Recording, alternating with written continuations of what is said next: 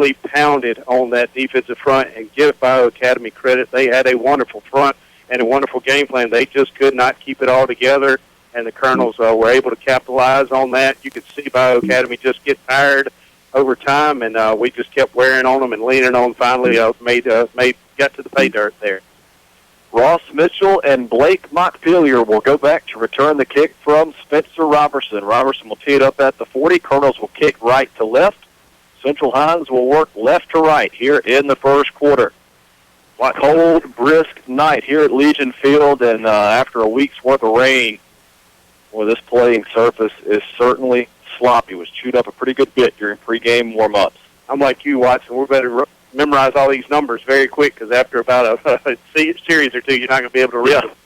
It's a high sky kick out of Robertson. One of the upbacks is going to take it at the 34, and he's going to be wrapped up at the 37-yard line. That was Ben Branch on the return. James Hill getting downfield to make the tackle, along with Alex Tannehill. Cougars will set up 1st and 10 from their own 37. Well, I like the play kick there by Spencer Robertson. Did a good job pooching it and getting it real high up in the air. Instead of making his team run downfield a long ways and have to break down there at the last second, he kicked it real high. That allowed the team to kind of trot down there, get their footing, keep their footing up under them, and made a nice stop. Going to give the defense a great field position to start on this first series.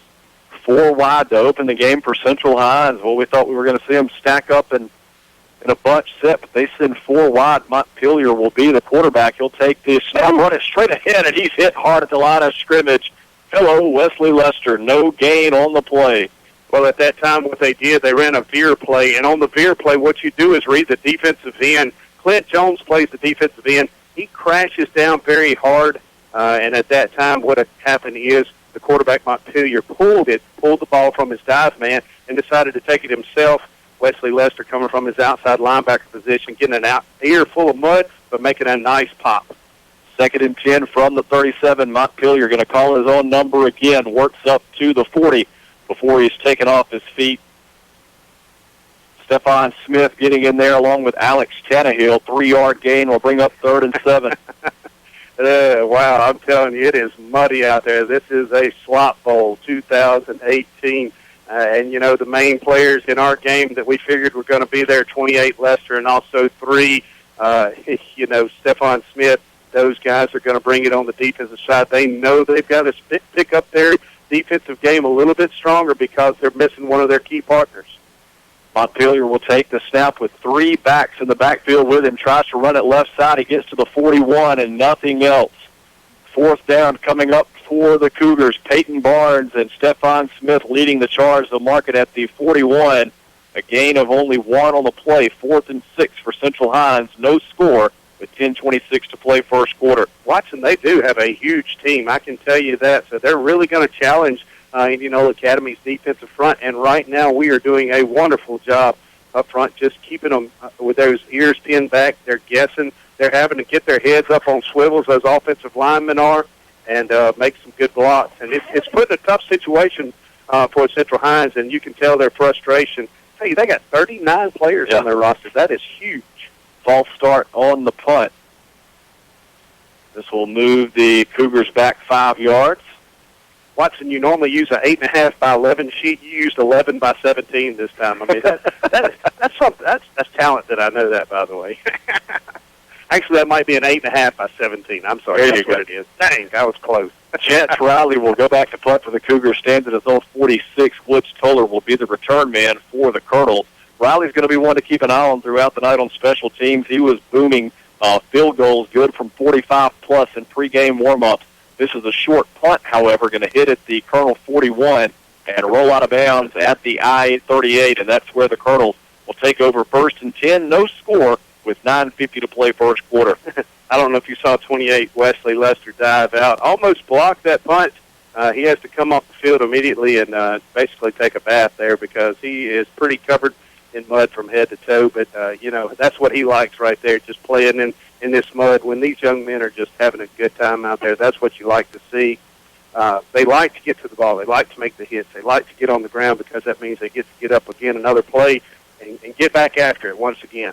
21-yard punt, no return. 1st and 10, Colonels from their own 38. Ball is on the far hash. Davis will go under center with Hill and Lester in the backfield.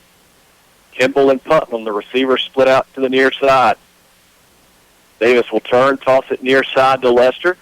Tries to get by one man, works up across the 40 to the 42, give him 4 on the carry. See where they put it down. One official has the 42, the other the 41. They may split the difference. That's what I'm kind of thinking. They're going to go with the official on the near side, so give him 4 yards. We'll call it 2nd and 6. Just a toss sweep to the wide side of the field, trying to get Lester utilized out in the wide open space, trying to utilize that speed and athleticism and toughness. And that's the biggest game probably so far on the game. 2nd and 6, Colonels from their own 42. Just underway here from Legion Field. No score. Backs are split behind Davis. He'll give it to Lester straight ahead, stacked up at the 44 and taken down there. Only a 2-yard gain as Prentice Brown comes in to lead the charge for the Cougars. Well, I can say this time the Cougars stayed very low, and we're going to make our offensive line drive them off the ground practically. That was the only. They just stacked it up in there. Lester had nowhere to go. Got to get those high skills, those high knees up, and step on top on their backs and run over them, kind of push them down into the ground a little bit more. It's going to bring up a third manageable play, but we're going to have to open up the playbook, come up with something a little better. 3rd and 4 from the 44. Ball is on the near hash. Davis will work from the gun. Hill and Lester stacked to an eye to his left. Davis gets behind his blockers. He's got a Greenville Motorsports first down and running room. It's a foot race. Davis is going to win it. He's to the 10, to the 5. Touchdown, Colonels. Will Davis takes it 56 yards to the house. And the Colonels on the board early with 8:18 to go in the first quarter. They lead Central Hines 6-0. And no flags. That's what's nice when you look behind there. It was a beautifully set up play where our offensive left tackle just crashed down on the defensive end. Once he knocked him out and there was no outside containment there by the defensive end, next thing you know, you look up, it goes to the linebacker. The linebacker gets blocked by the blast. The fullback or the tailback in that situation, Wesley Lester, was the lead back, and he blew out several of his players on the defensive side of the ball, and Davis wisely got in behind him and got to the pay dirt. Josh Hill is in to hold here on the extra point. Spencer Robertson puts it up and through. 7-0. Colonels lead the Cougars with 8:18 to play in the first quarter. We'll take a 1-minute break and be back with Colonel Football on Super Talk for the Delta. Oh, Olivia, I scratched the hardwood floor with my truck. Oh, no, Cooper, what are we going to do? Call my Pats at Robertson Floor Service. That's right, Cooper and Olivia. Your PAP at Robertson Floor Service has been serving the Delta's flooring needs since 1992. Call us for an appointment today at 662-887-4477. Tell them, Olivia. Come to Pep Store. We can. We do. Your hardwood floor. And get a free coat. Get ready for the woods at Outlaw Sporting Goods in Greenwood. Find stands, attractants, feed, ammunition, rifles, and shotguns. Outlaw is a certified Benelli dealer. Find boots and clothing from Southern Marsh, Cool, and Drake. We have a wall of handguns, archery range, bows by Hoyt, Elite, and Bowtech, crossbows, youth bows, Rage, broadheads, Yeti coolers in every size and color. Duck hunters, we have decoys, shells, and waders. If you need it, Outlaw Sporting Goods has it. When you leave Outlaw Sporting Goods, you just feel better. Outlaw Sporting Goods, Greenwood. Welcome back. Colonels on top of the Cougars here early. A 3-play, 62-yard drive. Will Davis takes it in from 56 yards out to put the Colonels on the board. Spencer Robertson set to kick it away for the second time tonight. This kick a little longer than the first. Going to be taken at the 26 by Prentice Brown. Looks for return room straight ahead, and he's dropped at the 30. That is Woods Toller getting downfield to make the tackle. Cougars will start 1st and 10 from their own 30. Well, Woods kind of said, to heck with running these lanes. I'm just going to crash real hard, not worry about a reverse or something like that. I'm just going to chase after the guy and hope for the best. And his gamble paid off as he was able to get in there and make a very nice tackle. Definitely going to give the Colonels a great field position to start this series on defense. Montpelier will stay in at quarterback. He brings 2 receivers to the near side, sends 1 wide left. Has back stacked in the eye to his left. He will hand it off to Brown. Hit at the line of scrimmage and drops. Stephon Smith getting in there to bring him down. Prentice Brown had nowhere to go. See if they say he lost a yard. Smith trying to fix the divot. there in the field, and I don't think that's going to work, guys. They're going to say he lost one to the 29. It'll bring up 2nd and 11. The cool thing about it is Peyton Barnes, our nose guard, took on 3 players that time on the Cougars' offensive line. When he's taking on 3 players, that allows somebody, that means somebody's open to make that play. Such a tough athlete. 2nd and 11, it goes to Brown again, tries to stretch it left side. There is nowhere to go over on that side of the field. Clint Jones in there along with Stephon Smith once again. He gets back to the 30, so a 1-yard gain will bring up 3rd and 10. And back to what I was going to say about Barnes being that nose guard there, it's just unselfish, the player, that he does on that, and that's just an awesome position, and it doesn't get called a lot in the stat book at the same time, but at the same time, when you're taking on 3 players and you're clogging up that center there, that is awesome. That is a true testament there, and that you want your defense to succeed. Ranson Oaks, a sophomore, is going to take the snap here as they split out Montpelier wide to the right. Oaks rolls to his right, throws downfield. It's caught at the 35 and tackled immediately by Woods Toller is Landon Clark. 5-yard gain will bring up 4th and 5. Well, I can say that Central Hines, the first time they do roll and pass, it was a 3rd and long situation. So we were expecting pass, even though the field is in the muddy playing condition that it's in. They did a good job on the quarterback rolling out, getting out in the flats, working, got his feet up under him, and made a nice pass out there. Unfortunately for the offense, it was only 5-yard gain. Woods Toller had a great coverage on him and made a nice open field tackle. Chance Riley goes back to punt. His first effort tonight only went 21 yards. He's looking for a better kick this time. Woods Toller will go back and stand at his own 35 to return for the Colonels. A high spiral kick out of Riley. Toller going to call for a fair catch. Muffs it. Ball is loose on the ground. Toller fighting for it. It's still loose, and I believe Central Hines has recovered at the Colonel 28. The Cougars catch a break as Toller did not quite get behind that ball. It came down straight on top of him. He never got a good handle on it, and Central Hines gets the first turnover on the night. They'll take over 1st and 10. They'll put it at the I-27. Well, partner, I don't know if you could hear it whenever I said it, but when that punt boomed off like it did, I said, wow, in the mic there, because that thing went really high. Toller's just standing out there in center field trying to get up under that fly ball. That thing's doing a little curving here and there. Where he did mess up once he muffed it is he ran back there and tried to squat down on it instead of just dive down on it and get that ball. Although with muddy playing field conditions, when you fall on it, chances are it could have squirted out from under you. It's a tough position. It's a catch-22. It doesn't matter which way you're going to be in a losing situation. So the Cougars with their best field position of the night in Colonel territory at the 27. Montpelier back in at quarterback. He hands off to Clark. Squirts straight ahead, has running room. There is a flag down. Clark tackled by Day Willis at the 12-yard line, but we'll check the penalty marker. I believe that's going to be illegal motion. One of the backs started coming towards the line of scrimmage before the snap went off. 5:45 to play first quarter. Colonel's on top of Central Hines 7-0, courtesy a Will Davis 56-yard touchdown run. Now that is sharp across the way over there on the field. See the Cougar eyes on the fence back there? That's pretty neat looking. That's something you don't see every day. We went to Central Hines twice several years back. Kurt, what were you, a 10th grader? And so that was several years ago, and lost to him in regular season. Correct me if I'm wrong.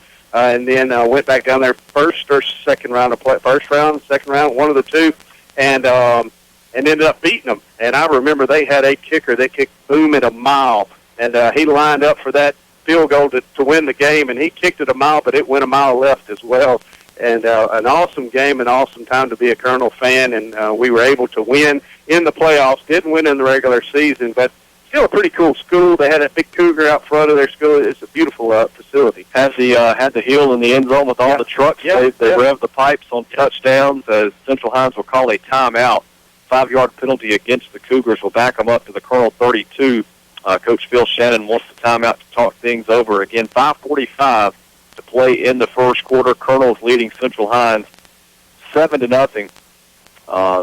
Central Hines catching a break, the muffed punt, have their best field position of the night, and they start off with a 5-yard penalty. That's not how they wanted that to go. No, promptly shot themselves in the foot. I'm not sure why everybody's dressed up like it's cold out here. I got a short-sleeve shirt on. What's the deal, Watson? I don't know what you're feeling. Yeah. Well, it's a little warm and cozy again up here in this press box, and it's just been a wonderful facility addition here at Legion Field, and got to thank everybody out there, everybody in Colonel Nation for pulling together and getting this thing going here, and it's an excellent addition to our field, and we've definitely enjoyed it, being in it the past 3 or 4 years anyway. Coming out of the timeout, 1st and 15, Cougars from the Colonel 32. Montpelier will work from the gun, has 3 backs to run behind. Instead, he'll hand off to Clark, and he's wrestled down by Stephon Smith at the 27, a 5-yard gain. Will bring up 2nd and 10. Well, the defense just once again collapsing down there. They were able to get back to a little bit past the original line of scrimmage Central Hines was, but our defense just really getting in there between the tackles. We've kind of figured out that, hey, Central Hines are just going to hit between those tackles. Let's just get in there and create some havoc, hopefully some congestion and some confusion. 2nd and 10 from the 27. Montpelier takes the snap, hands off to Clark, tries running room left side, has a little bit, carries a couple defenders inside the 25 to the 22, maybe the 21. Woods Toller in there along with Day Willis. Call it a 6-yard gain. We'll bring up 3rd and 4. And this is going to be the interesting thing here, Watson, as Wesley Lester has to call the defensive plays now, as we don't have our defensive captain that called the plays, Josh Hill, in there from getting injured last week, so he's having to call it. So it's going to be a little communication gap here. We've got to pay attention and stay focused. This is not good. Stephon Smith has come off the field. He'll get some attention from Dr. Dowell. Hopefully he'll be able to return. 3rd and 4, Montpelier hands off to Clark, stacked up at the line of scrimmage, able to dive to the 20, but nothing else doing there. It'll bring up 4th down as the Colonels got in there quickly. Peyton Barnes along with Grant Coleman. I can't tell if they either got a contact that came out of his eye and they're trying to get some solution in the eye. Yeah, I think that's what it's going to be. It looks like he's about to lean back maybe, and they're putting that in. Not sure otherwise. Could be yep, that's exactly what it was. I've been there and done that. 4th and 1 for the Cougars. Ball rest just shy of the 18-yard line. Montpelier hands off straight ahead. They've got the 1st down as Randy Kimball comes up to make first contact, and they're going to blow it dead. They'll stop his progress at the 13, a 6-yard gain. Central Hines will move the chains as we've got 3:46 to play first quarter. Colonel's leading 7-0. And, folks, that's not the most hygienic place to put in a contact right there on these nice, clean, sloppy field playing conditions tonight. Stephon promptly getting back in, did miss a big play, but he's ready to get back in there and keep these Cougars out of this end zone. I don't know that anybody has ever sprinted onto a field to play faster than Smith just did. Ball is loose on the ground. Who's got it? Looks like Central Hines has recovered. It was fumbled on the snap, and they're going to lose a couple here, maybe back to the 14.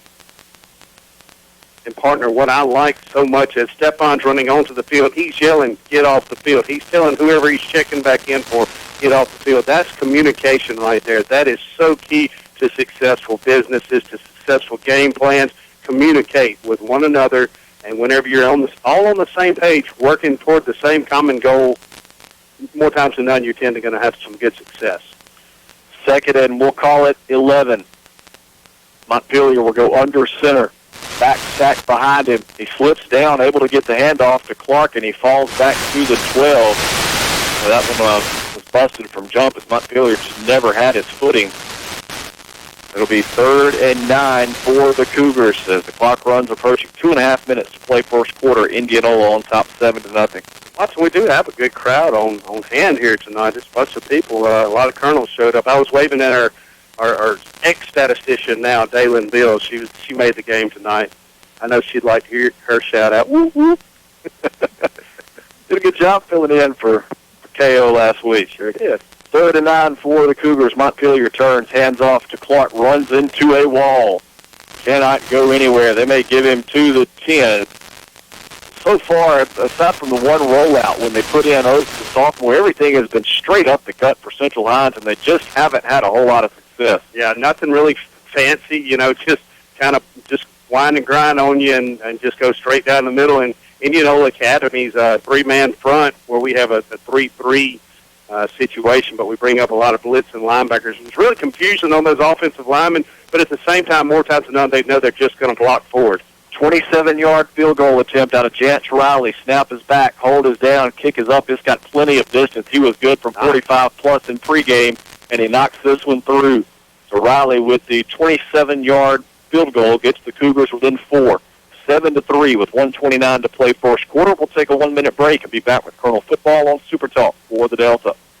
Folks, Brady Smith with Sunflower Lumber and Home Center here to tell you about our company. Since the 1940s, Sunflower Lumber has been in the same location with the same mission we have today. That's customer service and satisfaction to the fullest. Our dedicated, knowledgeable staff is here to work for you, whether adding on to the hunting camp, updating your kitchen or bath, spring cleaning around your property, or replacing your roof. We're your first stop for all your project needs. Stop by today at 204 Highway 82 in Indianola or give us a call at 662-887-1511 and see what shopping local can do for you. That's Sunflower Lumber and Home Center. And go Colonels. Pecans are only the beginning of what you'll find at Indianola Pecan House. Stop in for gift items from your favorite universities, great silver and gold jewelry from designers like Ronaldo, gourmet food items, cupcakes, caramel and pound cake, pecan pies, all made fresh daily. And they also create custom gift baskets for any occasion. Come in and sample their most recent flavors of pecans, crunchy praline popcorn and crunchy praline. Serving pecans around the world for over 30 years from 1013 Highway 82 East, Indianola Pecan House, home of the original praline pecan.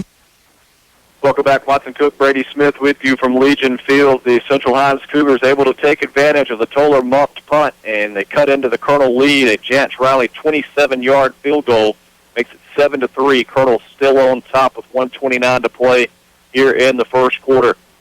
Riley set to kick it off from the 40. The end-over-end kick. Lester going to take it at the 16, puts it on the ground, picks it up at the 18, has running room straight ahead across the 30, up to the 35 before he's taken off his feet.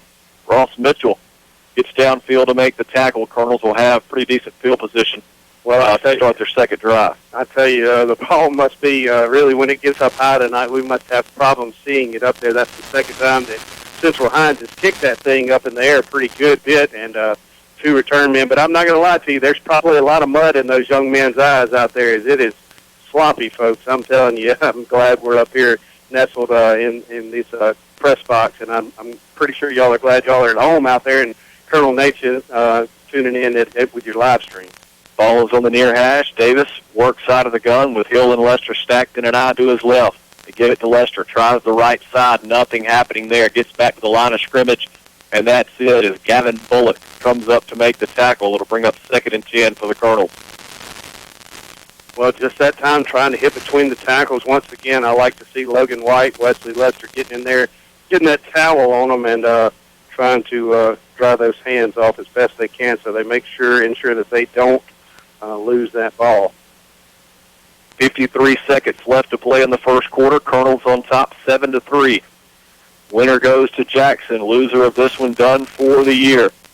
Davis from the gun. Takes a snap. Play action. Looking to pass. Lost downfield. Had Hill open but overshot him. Hill was open around the Cougar 45. Prentice Brown had the coverage. 3rd and 10 coming up for the Colonels. Sorry, partner. I had a few people saying they couldn't find the live stream, so I was making sure I was clicking the correct link there. But you're exactly right, partner. You had a receiver downfield, and he was open for the taking and just could not get the ball in his hands. Tough missed opportunity by the Colonel's offense. 3rd down, 10 yards to go from the Colonel 35. Ball is on the near hash with IA leading Central Hines 7-3. Davis will work from the gun, has a back to either side. One receiver left, one to the right. Now James Hill splits in motion far side. Davis dumps it over the middle, caught by Smith. Works through an official, has a Greenville Motorsports first down up near midfield. Taken out of bounds, he'll mark it at the 49, a 14-yard pitch and catch. Actually, they'll put it a little closer to midfield. Give him 15 and a Greenville Motorsports first down. I love the beautifully executed play there. Will Davis standing very poised and patient in the pocket. Did not feel any pressure at all. Offensive line did a great job of blocking up front. Stephon just eased right in behind those blitzing linebackers and in front of those up backs, the defensive backfield, the safeties, and got to the outside of the field and made a good play. Offset eye in the backfield. Davis will toss it near side to Lester. Looks for a hole, runs through a man at the 45, gets down to the 40. Should be good enough for another Greenville Motorsports first down. That will likely be the final play of the first quarter. They're going to mark him shy of the 40, put it at the 41, so give him 9 yards on the carry, and that will bring the first quarter to a close. 7-3, Colonels leading the Central Hines Cougars. After one quarter of play here in Indianola, we'll take a 1-minute break and be back with Colonel football on Super Talk for the Delta.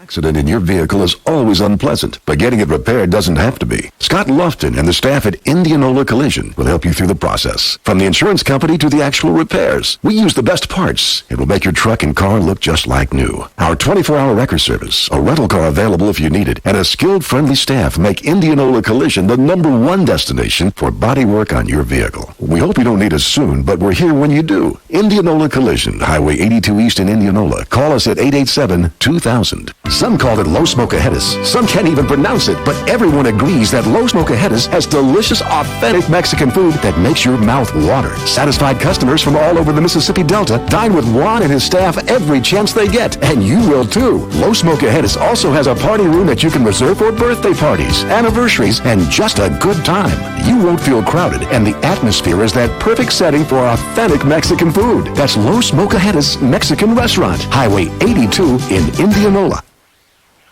Welcome back. Watson Cook, Brady Smith with you as we get ready to start the second quarter here in Indianola. The IA Colonels on top of the Central Hines Cougars, 7-3. And I've been told there is currently no score between Adams and Heritage. That's the other semifinal taking place in Columbus tonight. Pillow Academy in the 4A playoffs, they are leading at Lamar School 7-0. That one near the end of the first quarter. Here as we get ready to start the second period of play, Colonels have 2nd and 1 from the Cougar 41. Flip ends of the field. Now the Colonels work left to right, and they have it on the far hash. Kimball and Putnam. The receiver stacked to the near side. Davis will go under center with Hill and Lester in the backfield. Davis calls his own number straight ahead, has running room again to the 30 and tripped up from behind. He's got a Greenville Motorsports first down. They'll mark it at the 26. Well, when you key so hard on the featured back there, it does tend to open up the field for other players looking to make some big plays. Will Davis did a great job calling his own number, just running the veer play as well under the center instead, though, and rode that thing out to the last second. Once he felt all the pressure collapse on the diving back, Wesley Lester, he pulled that thing out of and squirted around the end for plenty of running room. 15-yard gain, 1st and 10 Colonels. Davis under center. He'll turn handoff to Lester. Bounces right side to the 20. Makes a couple of men miss. Dives across the 15 to the 14. 12-yard gain. Another Greenville Motorsports first down. I was talking to Wesley's brother Ryan this week about the stiff arm at when we played Park Place. I don't know if you remember seeing that. Yeah. But he pushed that young man's face down in the ground. I was like, ouch.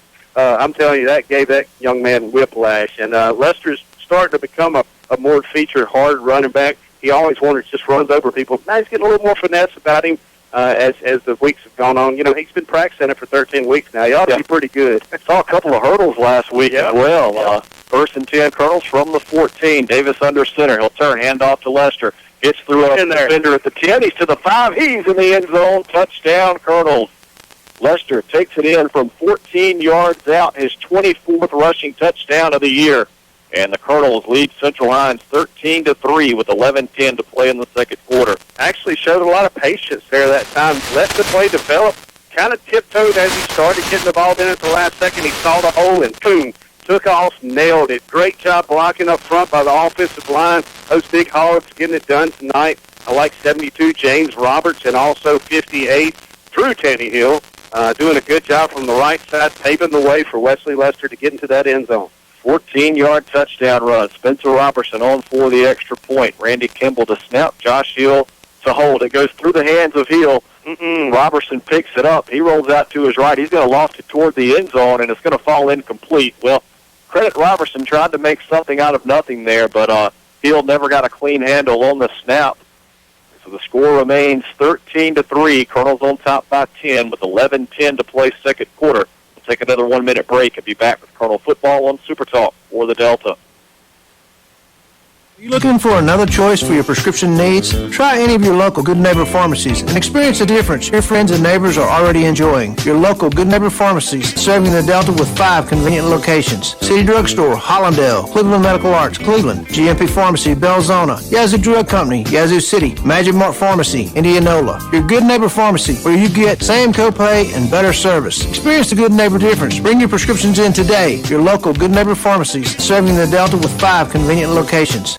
David Smith Construction of Inverness is a proud Indianola Academy sponsor. At David Smith Construction, our reputation is building every day. And Coach Tommy Nestor and the Colonels have built a winning tradition that we are proud of. Whether it be commercial or residential, let us take care of your building needs. We've been building for satisfied customers since 1982, and we would love to add you to that list. David Smith Construction is located on Highway 49 in Inverness. Call David Smith today at 265-6060. Welcome back. Colonels on top of Central Hines 13-3 with 11:10 to play second quarter. Wesley Lester, a 14-yard touchdown run. The snap was botched on the extra point as Robertson's kick taken on a run by Tanner Odom, and he's going to work up near midfield. It's taken 7 or 8 Colonels to bring him down. He continues to push the pile. Great effort there out of Tanner Odom. He came up, caught on a run about the 38, and it's a heck of a return. Coach Nestor barking with an official about something.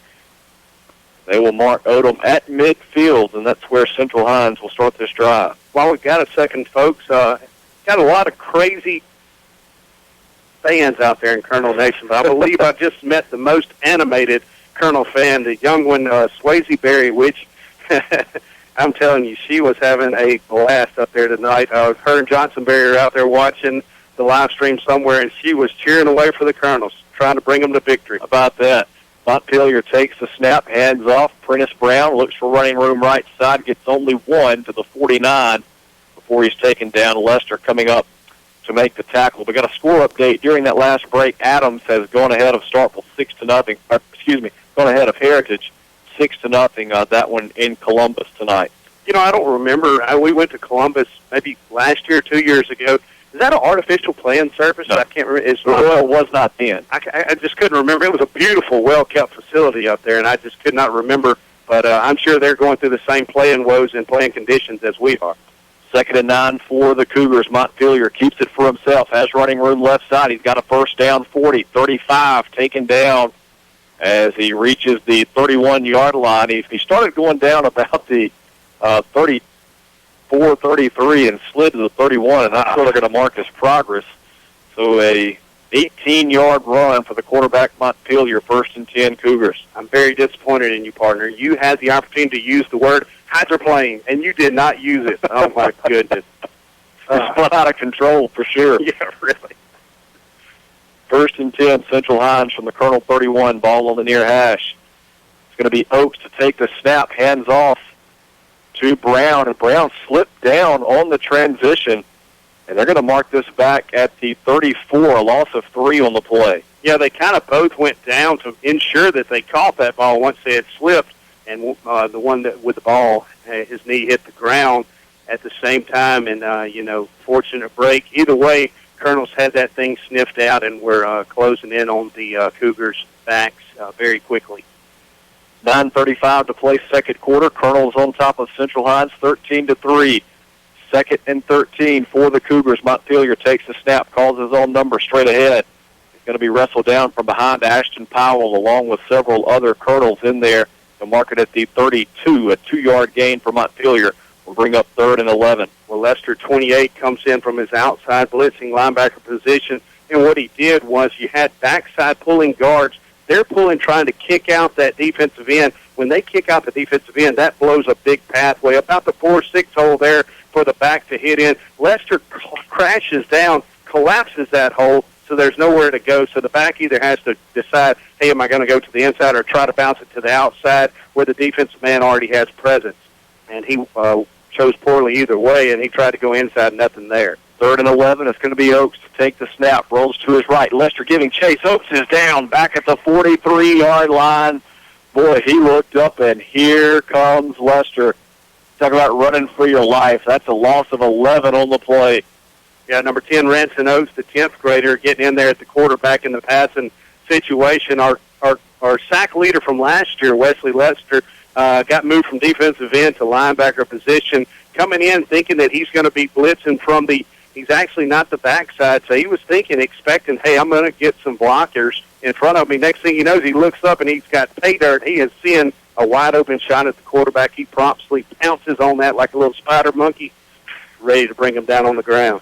Riley will go back to punt, stands at his own 47. The Colonels do not send anybody deep. It's a high, wobbly kick out of Riley, going to hit at the 16, and will go down to about the 2-yard line, and that's where the Cougars will stop it. 98 yards in front of the Colonels as they lead Central Hines 13-3 with 7:46 to play in the first half. Well, we got nothing but time on this scoreboard. It's nice to make a good long drive now. 98-yard drive. That would be a nice one to take to the house going in before halftime and put some points on the board and get a little bit more momentum going into this second half. Colonels have done great on every opportunity on offense so far. Defense doing great as well, playing a lot of bend but don't break. Had one little snafu where we muffed the punt there and had to turn over. But other than that, we've been pretty good, partner. 41-yard punt, no return. 1st and 10, Colonels from their own 2. Davis under center, offset eye in the backfield. Go hand off to Lester, running room, straight ahead.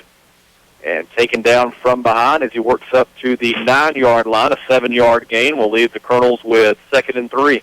Running right into our facility right here, straight at us, partner. He was coming towards the press box. Just a blast play, just trying to get anything, get that breathing room so your backs aren't in the shadows of the goalpost. And Wesley Lester does a good job giving them some breathing room and a lot more. Once you figure it out, hey, I got some room to run, he kept his footing up under him and made a great play. Clock runs with 7:08 to play second quarter. Colonels leading Central Hines 13-3. Looking at second and a long 3 from the IA9. Davis under center. Receivers Kimball and Putnam come to the near side. Hand off to Lester straight ahead. Has a first down and more. Spins out of a couple of tackles and works up to the 24 before he's taken off his feet. 15-yard run and a Greenville Motorsports first down. Well, what's happening now, partner, everybody's seeing, hey, the ball's going to the right. Their left is on the defensive side of the ball. So they start pursuing to the left. Well, what's occurring now, they over-pursue just a hair.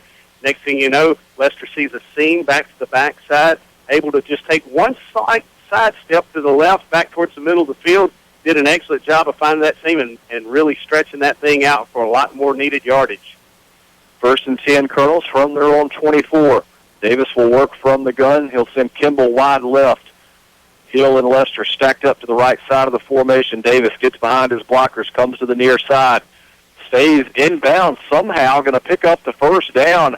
How did Will Davis stay inbounds? He works up to the 42 before he's taken off his feet. An 18-yard run, another first down for the Colonels. Clean me a spot off over here. Somebody's breathing a little too hard up in here. Great job. If it wasn't so foggy, we could have seen how Davis stayed in. Nonetheless, Will Davis did do a good job. How he stayed in, watching as he got behind those wall of blockers, and they were just outnumbered over there. Central Hines was, and just did a great job staying focused too, and just kept in there tiptoeing and did a great play run. Where's the squeegee you had back in week 3? Yeah. Davis keeps it again, breaks through Cougars, has another first down. He gets into Central Hines territory to the 45, a 13-yard run this time for the senior signal caller. You know, and Watson, we're doing a great job getting some big yardage in chunks as Will Davis is doing a good job running the ball. The only thing that scares me on that is we got to remember our backup quarterback is Josh Hill. He is out for the game. Then you do have Thomas Putnam, and that doesn't really scare me, but at the same time, we don't have much success or not much playing time. Yeah, experience. I guess not success word, but experience with that play caller. And so kind of get you a little antsy. We definitely hope that Will Davis is going to stay injury-free out there tonight. Central Hines wants another timeout. That's their second of the first half. That'll stop the clock with 5:52 to play second quarter. Colonels leading Central Hines 13-3. Colonels with touchdown runs out of Will Davis and Wesley Lester. And on Lester's touchdown run, the snap back to Hill was mishandled, and so the extra point was no good. Central Hines got on the board with a 27-yard field goal out of Chance Riley, and that's been your scoring here from Legion Field. These two teams fighting for a spot in Jackson next Saturday night. The winner of this one will get the winner of Adams County Christian and Heritage. Last score we got from Columbus, Adams County was leading 6-0. Not sure, partner. I haven't got any updates over here. Pillow Academy continues to lead Lamar 7-0. They're in the 4A Division II playoffs. Pillow had to make a long trek to Meridian for that one. Yep. You also have Humphreys Academy going down to Yazoo City to play Manchester. Second time they played them this year for a chance at the championship game in 8-man. I believe I had heard as well, and maybe you had said it as well before the broadcast, that I believe I heard the winner of that game plays at 11 a.m. on Saturday. Maybe probably another game about 2:30, 3 o'clock, and then we would be the 7 o'clock slots. Heritage has tied things 6-6. Heritage and Adams tied in Columbus. Thank you to our main man back at the station, David, for keeping us updated on that one. 1st and 10 Colonels from the Cougar 45. Davis under center. James Hill, Stephon Smith, the up backs to the left side. He'll hand it off to Lester behind his blockers. We're taken down. I thought he maybe stayed on his feet. Officials will say he's down, though, at the Cougar 38-yard line. Give him 7 on the carry. We'll bring up 2nd and 3. Yeah, he was tackled, and he just had that momentum going forward, and he fell on top of the would-be tacklers from Central Hines as he was going down. And I can't say that he initially touched the ground either. And as he stood up, somebody came in, another defender for Central Hines, and hit him, promptly bringing him down. But I'm like you, partner. I saw the officials run in as well, saying that thing was down. 13-3. Colonels lead it. 5:10 to play second quarter. 2nd and 3 for the Colonels from the Cougar 38. Davis calls his own number, spins out of a tackle in the backfield, works down to the 36. Only a 2-yard gain, but that could have been a loss of a couple. Credit the athleticism of Davis. Getting positive yardage there gives the Colonels 3rd and short. Well, he did a little stutter step there for a second and was hoping to let the play develop a little bit. Instead, all it did is it gave Central Hines a little bit more better field playing position on the defensive side. Credit Davis, though, in his athleticism. He was able to spin out of that first initial would-be tackler for Central Hines and did an excellent job of getting upfield and making the most of nothing. It was just kind of a busted play, like you mentioned, but it does give us, for the 3rd and short situation, we want to be knocking on the door, moving those chains. 3rd and 1 from the 36. Davis under center with Lester in the backfield. Davis sneaks it straight ahead. Boy, had a hole. I think maybe slipped down because there was no white shirt in the middle of that line as Davis works to the 32. 4-yard gain, a Greenville Motorsports first down. Yeah, I'm like you, partner. I don't know what occurred in that situation, but it was a huge hole in the middle of the field. I don't know how Central Hines missed that. I mean, you're 99% sure, hey, they're going north and south. You're going to choose one of those 2 A gaps. I would have stacked 4 people in it and just made them run over me. Nonetheless, fortunately for the Colonel's offense, they did not do that. We are able to move the chain. 1st and 10 from the 32. Ball on the near hash. Stephon Smith comes in motion near side. Actually, that's Willis. Handoff goes to Lester, and he works across the 25 down to the 24. Give him 8 on the carry. We'll bring up 2nd and 2 if the clock continues to run. 3:47 to play before the half. A 10-point lead for the Colonels, 13-3. Yeah, good to see Day Willis getting in a little offensive action out there. As he, if you remember, week 1 through 3, he was almost one of our premier running backs, and he played a lot on the offense and defensive side of the ball. After about week 3 or 4, we kind of regrouped and started revamping the offense, which has always been an offense in progress, but nonetheless, got Lester as the more premier running back, and Day Willis focused more on defense, and it's worked great for us so far. Willis comes in motion near side. They'll hand it to him. Gets behind Lester. Inside the 15, taken out of bounds. See where they mark him out. They'll put it at the 12-yard line. A 12-yard run for Willis. A Greenville Motorsports first down. Well, a great job there of just stretching the field. Day Willis, once he gets around the corner, we got behind that jumbo package, and it's hard to take on 4-on-2 situation and just collapse that right side of the defensive line of Central Hines. And Day Willis turned it upfield wisely and got in behind those blockers and got that much-needed yardage for the first down. 1st and 10 from the 12. Willis comes in motion again, near side. Handoff goes to Lester. He's stacked up at the line of scrimmage and driven back We ran into big Stevie Ballard. He's by far the largest player on Central Hines' team. We don't have numbers as far as height and weight, but wears number 71. He is large and in charge, stopping up the middle of that gap there. And, partner, the only reason why you could call that is because when he got up, he turned his back to us. There's no way you can tell the front number on his jersey. They are muddy. Those young men are. You know, you got to want it. And these young men have fought hard, tooth and nail all year long, and you can tell both teams really want this bad. They give Lester 1 to the 11, 2nd and 9. Davis under center, tosses near side to Lester. Splits two defenders and slips down inside the 10. They'll mark it at the 6. Give him 5 on the carry. We'll bring up 3rd and 4. Credit Stephon Smith picking up the first blitzing back at the Central Hines sent at Lester. Toss sweep. Lester had to make a choice where we're going to go. We're going to try to stretch this thing out, or we're just going to turn it upfield and get the most positive yardage. He wisely turned it upfield, gave us a 3rd and manageable play. 1:50 on the clock, 3rd and 4. Handoff goes to Lester, makes a cut at the 2. He's in there again. Touchdown, Colonel. Lester, second touchdown run of the night. This one from 6 yards out. The Colonels go 98 yards on 12 plays to extend the lead over Central Hines, 19-3 with 1:47 to play before the half. Well, the Colonels really always stack it in there tight. They bring in those splits tight. That time the offensive line got a little bit of space between them, and they spread the field out a little bit. And what it did was it made Central Hines widen themselves out on the defensive side of the ball. Will Davis had Wesley Lester stacked in between about the guard tackle spot. He was stacked out a little wider, and he had to go out there and get the ball to him. Once he did, Lester was able to find a seam, boom, hit back into the middle of the field for a touchdown. Robertson is on for the extra point. The last snap went through the hands of Hill. This time he catches, puts it down. Robertson has the kick up and good. Makes it 20-3. Colonels on top by 17 with 1:47 to play before the half. We'll step aside and take a 1-minute break as you're listening to Colonel Football on Super Talk for the Delta. My name is Justin Bonds. I'm with Grasshoppers Lawn Care here in Oxford, Mississippi. The reason why I chose the Wade dealerships, when I was 18, I decided it's time to buy a whole new fleet of mowers. I found Andy at Wade over in Pontotoc, and he was more than glad to help me and got me started. And here we are a few years later, and we've now got 6 pieces of equipment from them. I look at Wade as pretty much a partnership with my business. Andy is literally a phone call or text away. I would 10 out of 10 recommend Wade dealerships and run John Deere brand. Proud supporters of Colonel Football, the Tackett family, owners of Heartland Catfish Company, farm 7,200 surface water acres of catfish and 15,000 acres of grain land. That makes us the largest single grower of farm-raised catfish in the U.S.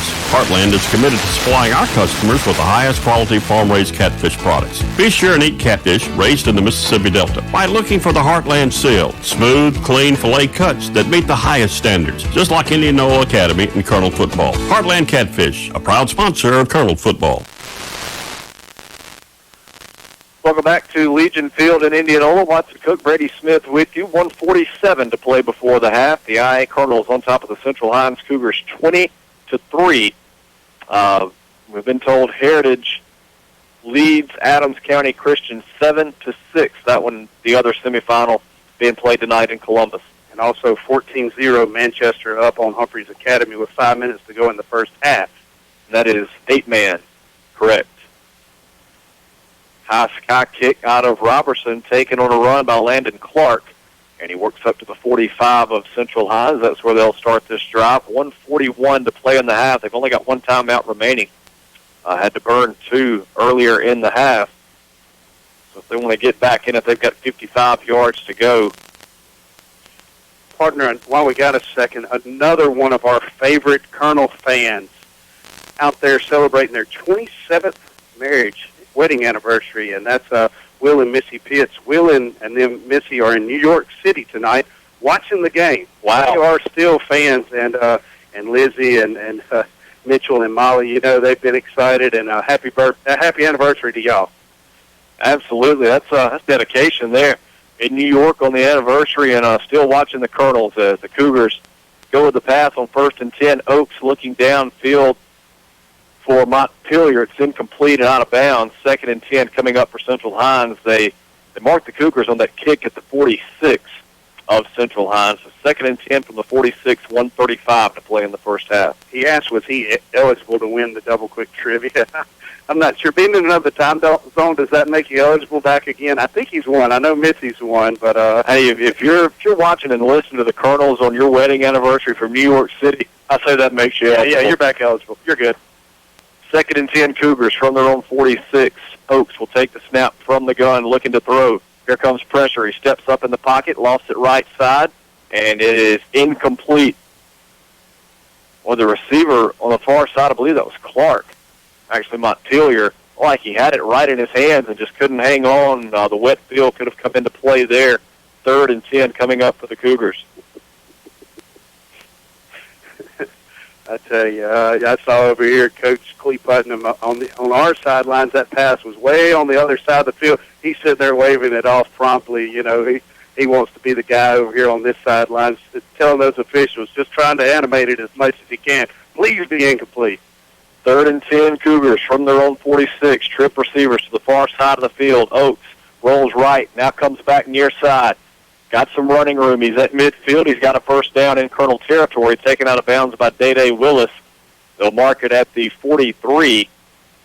11-yard run and a Cougar first down. Partner, not sure what occurred that time. I saw 56, Ashton Powell, kind of come up lame a little bit as he was sprinting for the quarterback, chasing him for his life, and Ranson Oaks did a great job of scrambling. Once he saw we had good coverage downfield, got flushed out of the pocket, just kept his patience and made enough yardage there to get that first down for the Cougars.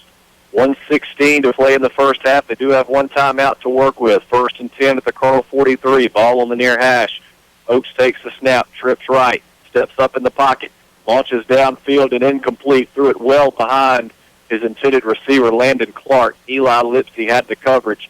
2nd and 10 coming up. That'll stop the clock with 1:10 to play in the half. Well, one thing we are doing is, as Central Hines is getting put in these passing situations, they're not comfortable in that pocket. You can tell that they are definitely missing their starting quarterback that's normally been there and led them this far, well, to the first round of the playoffs anyway this season, had a lot of success with them. And you can tell they're definitely sorely missed and put them in a lot of passing situations that they're not happy on seeing. We're applying the pressure, getting them even more uncomfortable, and so far that success is paying off. Gavin Bullock checked into the game for Central Hines, does not have a stitch of white clothing left on him.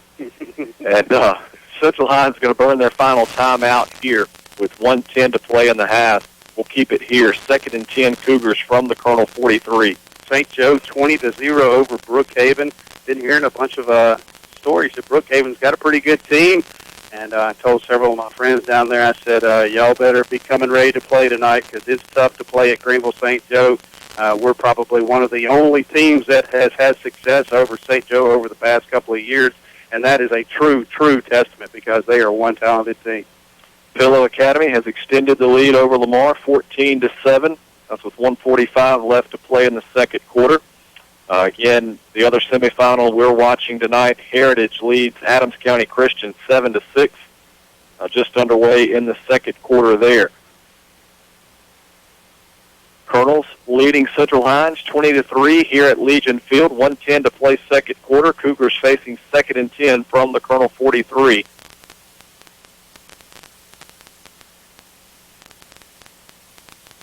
Oaks will continue to take the snaps at quarterback. Seen both Ranson Oaks and Blake Montpelier tonight. Oaks will send trip receivers to the right side. Single receiver to the near side is Tyler Birdwell. Oaks hands off, ball loose on the ground. Who's got it? Colonels have recovered. He tried the handoff to Landon Clark. He never got it cleanly, and there were two Colonels there to pounce on it. Looks like Ashton Powell is who came up with the recovery. Colonels will take over 1st and 10 at their own 44 with 1:05 left to play. All three timeouts. If Nestor wants to extend the lead, he's got plenty of time. I don't know at this point, partner. I might would just take it back to the shed and try to clean off, regroup. We do have the momentum going. At this point, we are in midfield, and like you said, it could get exciting. But at the same time, I don't know. Nestor has never been a type to want to just aggressively overplay anybody, but we are in the semifinals. chance at stake for a chance to stay on the line. Davis will go under center, 2 receivers to the far side. Lester in the backfield with Hill lined up as the H-back to the right side. Putnam comes in motion, takes the handoff, makes a cut at midfield at the Cougar 45, spins there, crawls down to the 42. Nice run out of the junior Thomas Putnam. They'll actually give him to the 41. 14-yard run, a Greenville Motorsports first down. And, partner, it has been a while since we've had a very big statement win where we have ran the score up on some people. So it would be nice if we had a running clock here in the second half. I would definitely love it, as that would be a for sure statement on this great of a team. 50 seconds to play in the first half. Davis will turn on 1st and 10, hand to Lester. Runs into a couple of white shirts at the 36. Are they going to blow this dead? No, he called a timeout already. Okay, so they're going to give him progress to the 35. A 6-yard run for Lester will bring up 2nd and 4. Colonels burn their first timeout. Saw a few items. Oh, I can't. Yeah, that's somebody's pad that was left on the field from a prior player too. And Coach Wright gets the muddy piece off the field for the Colonels. Clock stopped with 45 seconds left to play in the second quarter. Colonels leading Central Hines 20-3, and looking for more. 2nd and 4 from the Cougar 35. Partner, my knee's getting a little tired up here. We might have to sit down come second half. You're working me out a little too hard up here. Obviously, we are working out because this booth's a little steamy up here tonight. Hey, I'll take it over being out there with I guarantee you those folks in the stands. It is cold, miserable, and wet. Yeah, but we have got a lot of fans out here. The True Blues have showed up tonight, and right now the Nasty Boys defense is showing up as well. And I'm telling you, everything's clicking on all 8 cylinders for the Colonels. We've had 2 special teams. Blundersworth missed the PAT and missed a punt, but other than that, Colonels, everything's been going in our favor. Coming out of the timeout, 2nd and 4 from the 35. Davis will hand off to Lester straight ahead. Runs through a couple of Cougars and fights inside the 30 to the 28, 7-yard gain. Good enough for another Greenville Motorsports first down. The beast, Wesley Lester, does a great job between the tackles, just banging and beating for the Colonels' offense and moves those chains. Colonels burn another timeout. That'll stop the clock with 37 seconds to play in the half. In Columbus, Heritage continues to lead 7-6. In the AAA State Championship next week from Jackson Academy, 7 o'clock kickoff next Saturday night. Colonels make it there. Colonel Sports Radio will be there as well. We'll have it for you right here on Super Talk for the Delta. So you think we're going to go, partner? I'm saying I'm hopeful.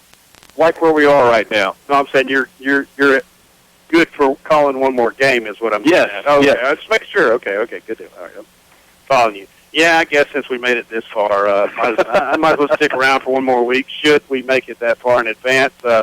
Definitely, that's what the ride's all about. So I'm here as well. I had so many people that I guess read my post wrong or don't read it at all, but they see that I'm retiring and somehow asking them I'm retiring from work or this. And last game, why aren't you calling the end of the year? I'm going to call to the end of the year. This is my last home game to call tonight. Coming out of the timeout, 1st and 10, Colonels from the Cougar 28. Davis will work out of the gun. Lester lined up to his right. Play action. Davis looking to pass, goes deep down the right side, looking for Kimball. Incomplete, led him a little too much. Ross Mitchell had the coverage. 2nd and 10 coming up. Not a terrible play there. You stop the clock, get to save a timeout, 32 seconds, and I still got 2nd and 10 from the 28. Yeah, wonder why Randy didn't lay out that time and try to catch that ball. Because he might have ended up in Leland had he dove for that ball. I'm telling you, he did have the momentum going that way. Just could not get it up under him. I did like the play call as well, Watson. You got a 2nd and long situation, but at the same time, plenty of time. The clock's in your favor. I formation in the backfield behind Davis. He'll turn, play action to Lester. Looking right side again, going for Kimball. Front corner of the end zone, batted away at the last minute. Great coverage downfield. That's Ross Mitchell again with the coverage for the Cougars. Clock stopped with 24 seconds to play second quarter. Colonels have 3rd and 10 from the Central Hines 28. And I noticed that's the only receiver we're really sending downfield. So nobody other than Mitchell really has to worry about much coverage. Kind of odd in the play selection there that we're calling, but at the same time, Ross Mitchell, when getting thrown out there in man-on-man situation, coverage is doing an excellent job for Central Hines defensive secondary, knocking it down. Two H-backs to the right, Willis to the left. He comes in motion near side, takes the handoff, makes a cut at the 20, and he's stacked up there. A flag is down as Willis works to the 19, a 9-yard gain. We'll have to check the penalty marker. I thought we had it sealed off pretty well. I'm sure that's going to be in the area of a holding play of some kind. 16 seconds left in the first half. To the Cougars, do you accept here and move the Colonels back, or do you leave them with 4th and short with 16 seconds left? I think I would accept it and try to get them out of field goal range. Yeah. I'm sure they know that Spencer Robertson does have a nice boot on him, and I think we're still going to be okay field range. Yeah, they have marked it off, hasn't they? Yeah, they sent it back to the 32, so the Colonels looking at 3rd and about 14. 16 seconds left to go in the half. A 17-point lead for IA, 20-3. See what Coach Nestor comes up with here on 3rd and long. Davis under center. Willis comes in motion near side. Davis keeps it for himself. Works down to the 25 before he's taken off his feet. Colonels do have a timeout. Clock still running with 6 seconds to play. Down to 4, and Nestor will burn the final timeout. So a 3-yard run. I beg your pardon. Let's try that again. A 7-yard run, an 8-yard run. They put it at the 24.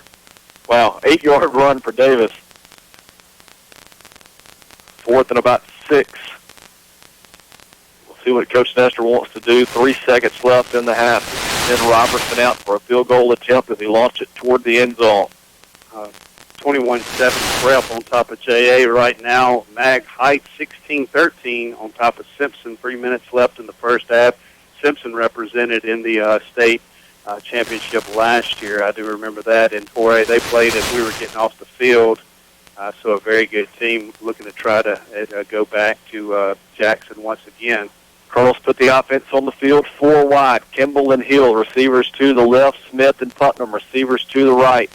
4th and 6 from the 24 with 3 seconds left on the clock. Like Davis will go under center with Lester the single back. Colonels looking to extend the lead before halftime. Takes a snap, hands off to Lester. Straight ahead, ball comes loose. Central Hines picks it up. Still on the ground. Get on it. Central Hines had it, lost it. Then the Colonels able to recover, and the first quarter clock will expire. 20-3. Colonels go to the break with a 17-point lead over the visiting Cougars from Central Hines. Well, a good, muddy first half.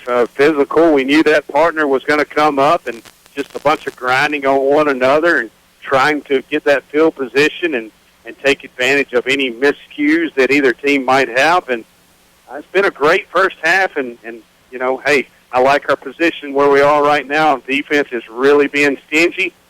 Part of it, and I'm excited for a good second half. Logan White, Colonel Senior Center, is gingerly jogging off the field, not because of an injury. He doesn't want to take a spill before he gets to the locker room. well played down there by Logan White. Here at the half at Legion Field, Colonels lead Central Hines 20-3. We will step aside, take a 2-minute break. When we come back, we'll have the Larry Vance Scott Station halftime show for you. We'll look at first half numbers, also double quick trivia coming up as well. Back in 2 minutes with Colonel Football on Super Talk for the Delta. Year was 1953. The average wage was $4,000 a year. Gas was 20 cents a gallon, and Dwight D. Eisenhower became president. In that same year, in the land of cotton, the Mississippi Delta, Abrahams was born. Michael and Helen Abraham carry on the proud tradition of offering the finest collection of men and women's clothing for Indianola and all of the Delta. Jeans from Big Star and Silver, mountain khaki shorts and pants, and polo and cotton brothers for men. For the ladies, shoes by OTBT, Barefoot Dream sweaters, and Carly dresses and tunics. And don't forget Patagonia and True Grit in ladies and men. Proud Colonel Boosters, Abrahams, downtown Indianola.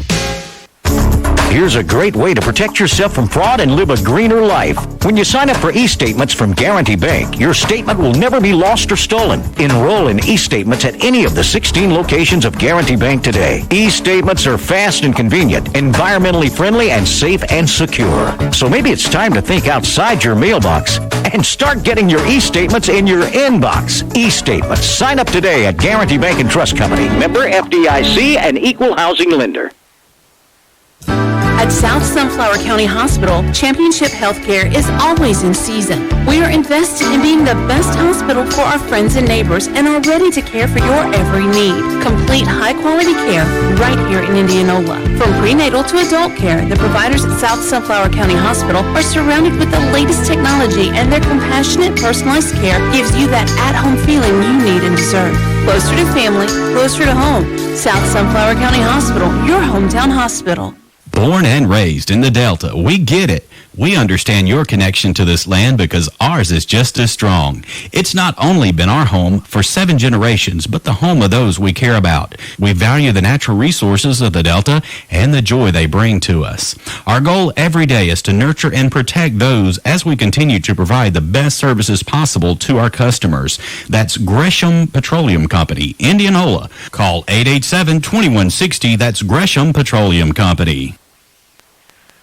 Welcome back here at the half. The IA Colonels on top of the Central Hines Cougars 20-3. Watson Cook and Brady Smith with you in the Larry Vance Scott Station halftime show. The Larry Vance Scott Station located on Highway 82 in Indianola next to South Sunflower County Hospital.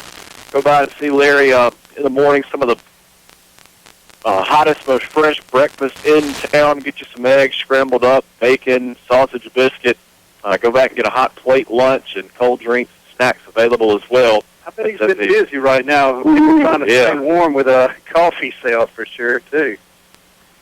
So the Larry Vance Scott Station, located on Highway 82 in Indianola, next to South Sunflower County Hospital.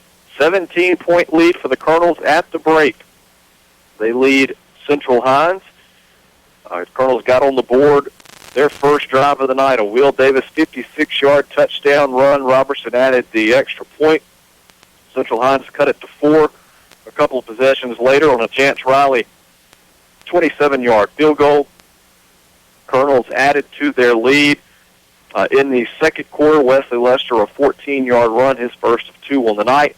The snap on the extra point was mishandled. That left the score 13-3. And the Colonels able to extend the lead again right before the half with 1:47 to play in the second. A 6-yard run out of Lester. Robertson added the extra point, and that's where we stand here at the break, 20-3. A lot of mud out on the field. The thing was chewed up before the game started. It's even worse now, and we've seen that come into play throughout the first half for sure.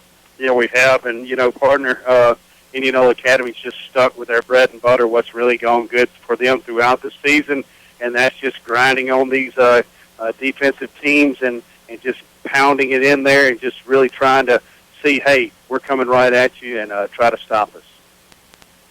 Look at some first half numbers for Indianola Academy offensively. 269 yards in the first half, 255 on the ground, only 14 through the air. Colonels haven't attempted the pass game that much tonight. Will Davis in the first half, 1 of 4 for 14 yards. That went to Stephon Smith. On the ground, Will Davis leads the way, 7 carries, 116 yards, and a touchdown. Wesley Lester, 15 carries, 113 yards, 2 touchdowns. Thomas Putnam has 1 carry for 14, and Dede Willis has 1 carry for 12. On the defensive side, 4 total tackles and a sack for Wesley Lester, 3 total tackles and a fumble recovery for Ashton Powell, 7 total tackles for Stephon Smith. Well, it seems like Smith leads the Colonels in total tackles week in and week out. 3 tackles in the first half for Peyton Barnes, also 3 for Grant Coleman. Let's see, 3 for Woods Toller, 2 tackles in the first half for Clint Jones, and 2 for Alex Tannehill. So again, Colonels with a 17-point lead here at the break over Central Hines, 20-3. In the other AAA semifinal, Heritage continues to lead Adams County Christian 7-6. Winners of those 2 games will meet next Saturday night at Jackson Academy, 7 o'clock for the AAA state championship. It's going to be exciting. I'm telling you, I'm excited about going down there. I have thoroughly enjoyed our last 3-year run.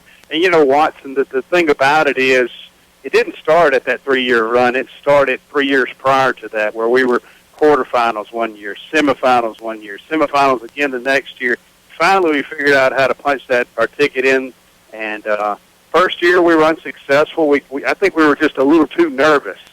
We got a little antsy, made a few miscues at the beginning, but then the second chance we got to the championship, and we were able to capitalize and finish that thing out.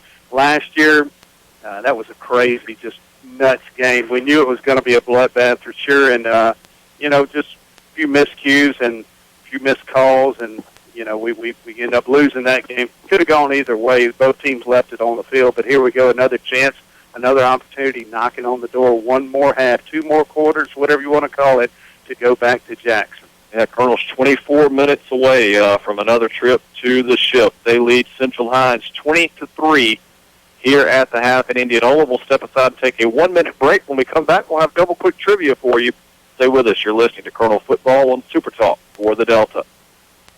I'm Greg Bills from Bill's Body Shop in Riverville, Mississippi, and I want to fix your car. We've been in business for 40 years in the same location. We're a family-owned business and currently have 3 generations still working under the same roof. If you're ever in an accident, we can tow your vehicle, help you with your insurance claim, get you in a rental car, repair your vehicle, and deliver it back to you in usually under a week. We're located at 501 South Oak Street, Highway 49, Louisville, Mississippi. Give us a call today, 662-756-2745. You won't be disappointed. We're all looking for savings when it comes to buying groceries. But what if there was a store in the Delta where you can get real savings every day? It's Shoppers Value Foods Indianola. At Shoppers Value Foods, we keep it simple. You pay our cost plus 10%. Shelf price, 50 cents, add a nickel at checkout. If the shelf price is $1, add 10 cents at checkout. It's really simple. Our cost plus 10%. Shoppers Value Foods, Highway 82, Indianola. We make it simple. Welcome back. Watson Cook and Brady Smith with you here in the Larry Vance Scott Station halftime show. At the break, the IA Colonels on top of Central Hines 20-3 in this AAA semifinal. It's time for double quick trivia. If you know the answer to our question, be the first to call in and answer correctly. You'll win a $10 gift card from our friends at Double Quick. The number to call is 662-207-8335. And we've talked about the Colonels playing tonight for their 4th straight trip to the state championship. We want you to name the semifinal opponents the Colonels have beaten the past 3 years to get to the state championship game. Taking on Central Hines tonight, we want you to name the last 3 semifinal opponents, the last 3 years that the Colonels have beaten to advance to the title game in Jackson. If you know the answer, call 662-207-8335. Be the first to answer correctly, and you'll win a $10 gift card from Double Quick. Step aside, take a 2-minute break. We'll try to get a winner. We'll be back with Colonel Football on Super Talk for the Delta. Get ready for the woods at Outlaw Sporting Goods in Greenwood. Find stands, attractants, feed, ammunition, rifles, and shotguns. Outlaw is a certified Benelli dealer. Find boots and clothing from Southern Marsh, Cool, and Drake. We have a wall of handguns, archery range, bows by Hoyt, Elite, and Bowtech, crossbows, youth bows, Rage, broadheads, Yeti coolers in every size and color. Duck hunters, we have decoys, shells, and waders. If you need it, Outlaw Sporting Goods has it. When you leave Outlaw Sporting Goods, you just feel better. Outlaw Sporting Goods, Greenwood. Right now, 1 in 3 drivers is cruising around in a state of skepticism, wondering how much value their car insurance company is really delivering. If you're one of those, State Farm agent Andy Daniels of Indianola can help you get to a better state of mind. He'll talk with you, listen to you, and he'll put together a policy that has you written all over it. From cost to coverage, backed by 24/7 customer support. Call State Farm agent Andy Daniels of Indianola, 887-1561. Local decisions made by local people. That's what you will get at Community Bank. You've been thinking about switching banks? Now is the time. Community Bank will handle all of your bank switching paperwork for you. We'll assign you your own personal secretary who will handle your former bank account, get you your new checks, fill out your direct deposit forms, and anything else you need. Just remember, we do the switch. You just enjoy Community Bank, a bank like no other. Community Bank, a proud Colonel Booster. Hey, Hey, this is Chris McLean with Indianola Electric. We would like to thank our loyal customers for your continued support for the past 36 years. We are in our second generation operating under the same family for over 3.5 decades. As an electrical contractor, we are here for all of your electrical needs, from service and repair to customized automation and controls. We also have a complete motor shop for new or rebuilt electric motors and generators. Give us a call today at Indianola Electric for all of your electrical needs at 662-887-3292.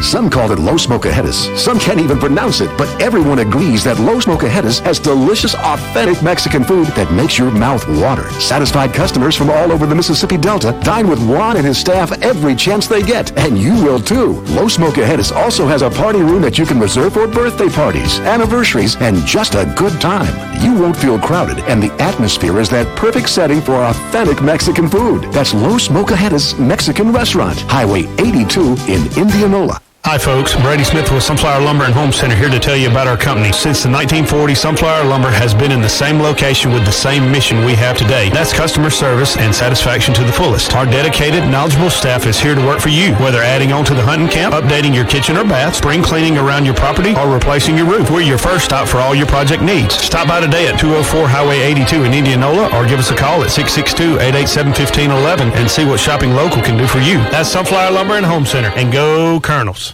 Pecans.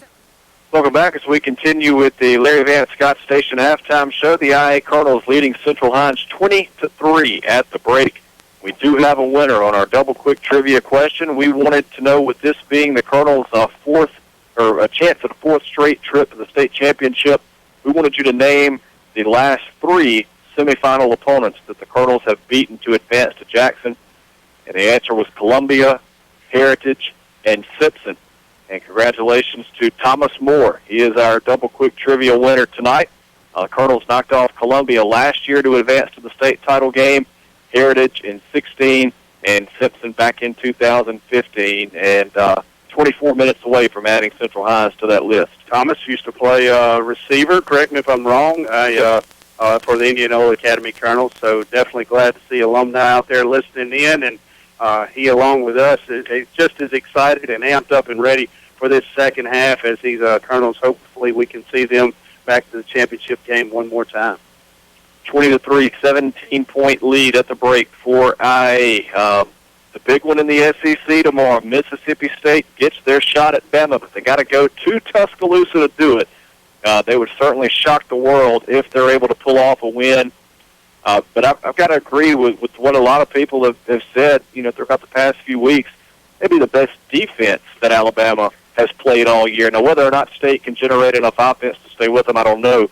But I think State's defense can certainly keep them in the game for a little bit. Yeah, we got the 2:30 time slot. How crazy is that? It's going to be awesome. I'm excited about it, but at the same time, it's never fun going to Bryant-Denny Stadium. It's always a tough place to play.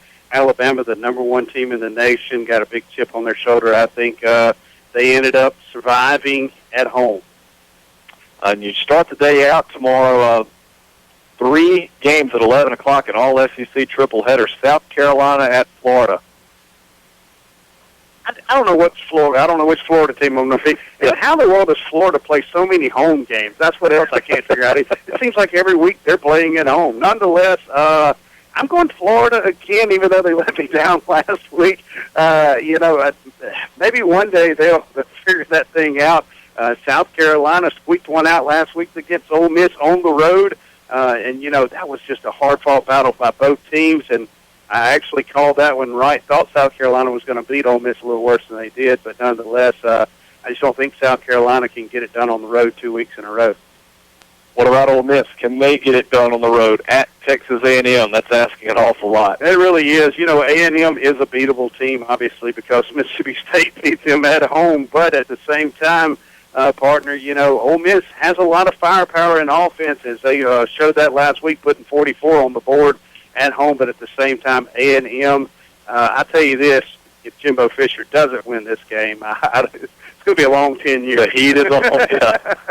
Yeah, or either he's going to be a pretty wealthy man sitting on his couch. Yeah, really, I guarantee you.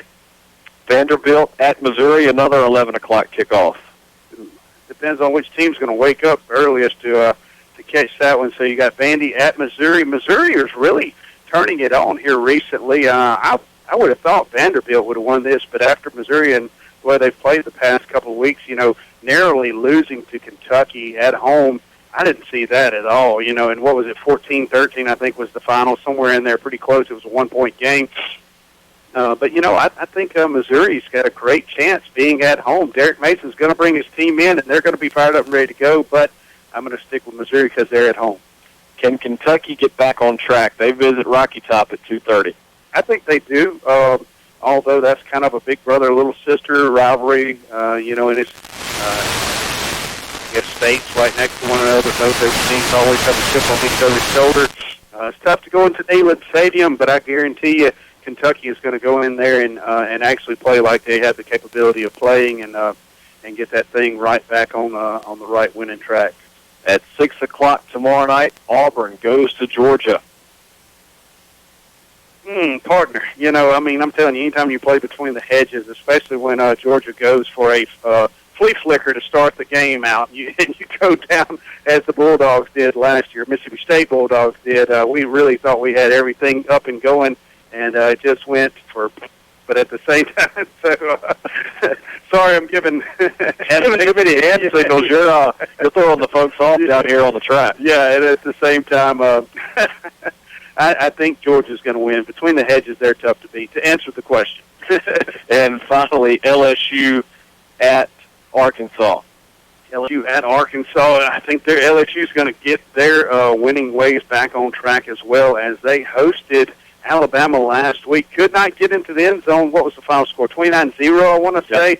And Alabama fought them hard, and that was just a brutal, tough game. And I really thought LSU was still in it, even though they lost by 29 points. That's the closest 29-point victory I've seen in a long, long time. And I think LSU, though, goes to Arkansas and gets the thing right back on track, and Ed Orgeron wins on the road. We're about a minute away from starting the third quarter here at Legion Field. The IA Colonels on top of Central Hines 20-3. We'll step aside, take a 1-minute break, and be back with the third quarter. You're listening to Colonel Football on Super Talk for the Delta. Are only the beginning of what you'll find at Indianola Pecan House. Stop in for gift items from your favorite universities, great silver and gold jewelry from designers like Ronaldo, gourmet food items, cupcakes, caramel and pound cake, pecan pies, all made fresh daily. And they also create custom gift baskets for any occasion. Come in and sample their most recent flavors of pecans, crunchy praline popcorn, and crunchy praline. Serving pecans around the world for over 30 years from 1013 Highway 82 East. Indianola Pecan House, home of the original praline pecan. Uh-oh, Cooper. I spilled my juice on the carpet. Uh-oh, Olivia. What are we going to do? Oh, no! We can call Pat. He can replace your carpet.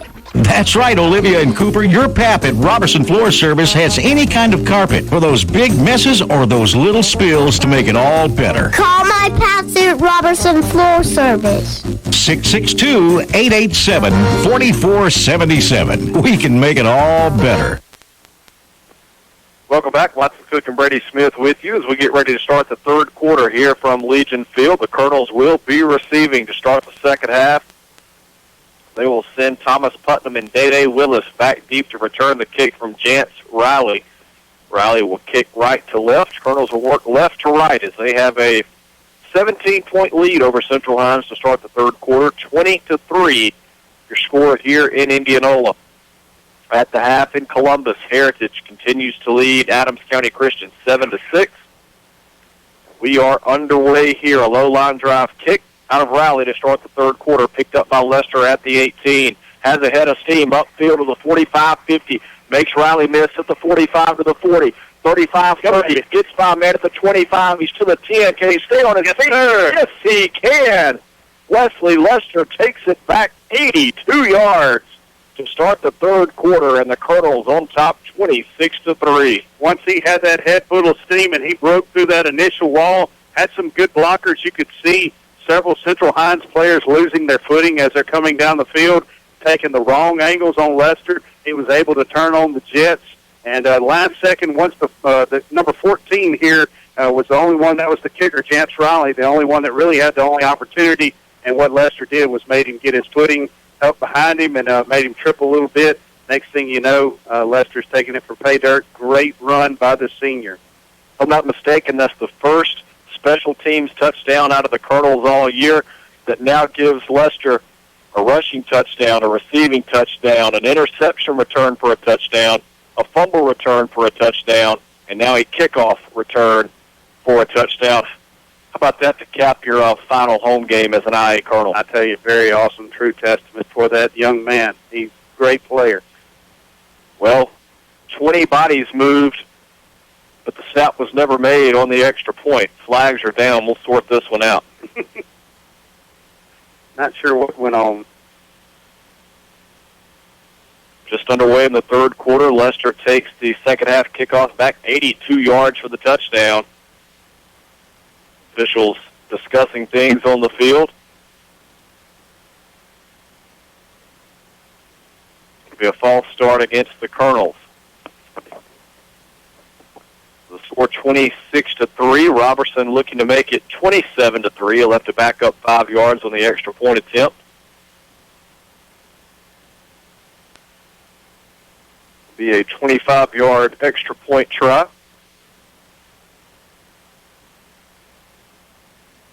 On the year, Robertson 45 of 52, the extra point department.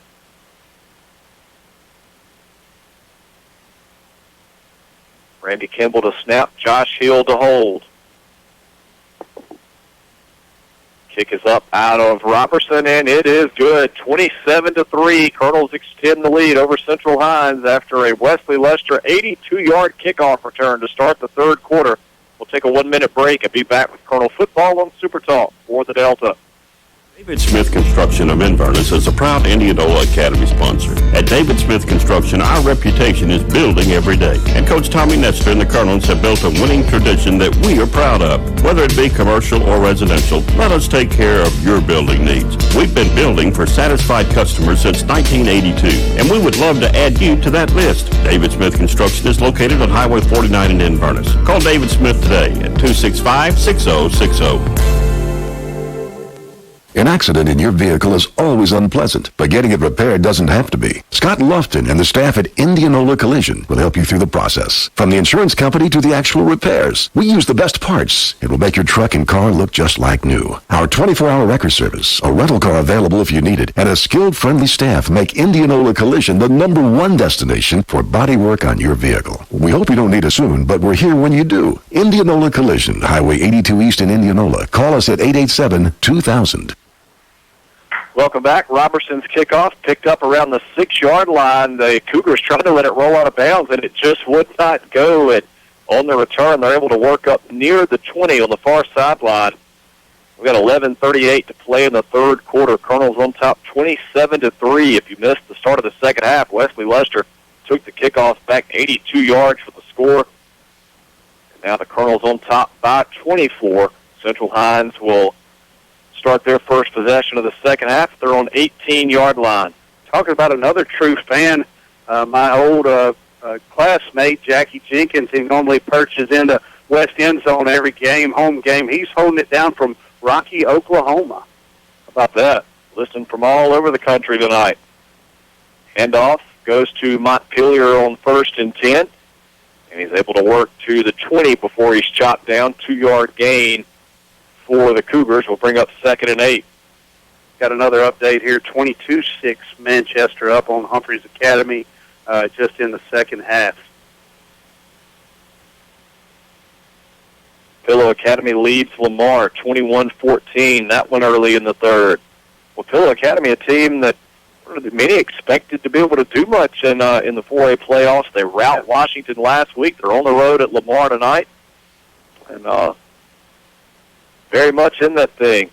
2nd and 8. Cougars as Oaks takes the snap, hands off to Montpelier, looks for running room near side, tripped up from behind. I believe that was Clint Jones that got a hand on him. They'll mark it at the 25. A 5-yard gain will leave the Cougars with 3rd and 3. The old 12 gauge doing a good job repping for Inverness down there.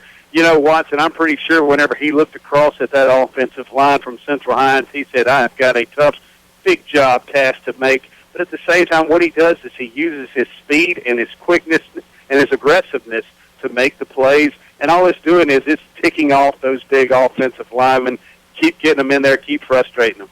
3rd and 3, Central Hines. Oaks takes the snap out of the gun, rolls to his right, fires downfield. It's caught for a first down. Ball pops loose. Did they say he was down? Yes, I believe they will. They're going to give the receiver progress to the 30 and say he was on his knees when the ball was knocked loose. I believe that was Prentice Brown on the reception. Hard to tell, the mud-covered jersey.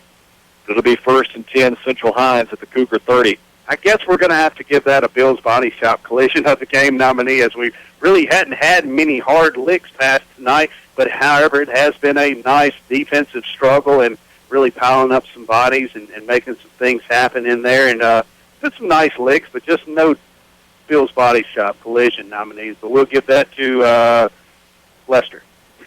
Sounds good. Under 10 to play, 3rd quarter. Colonel's on top 27-3.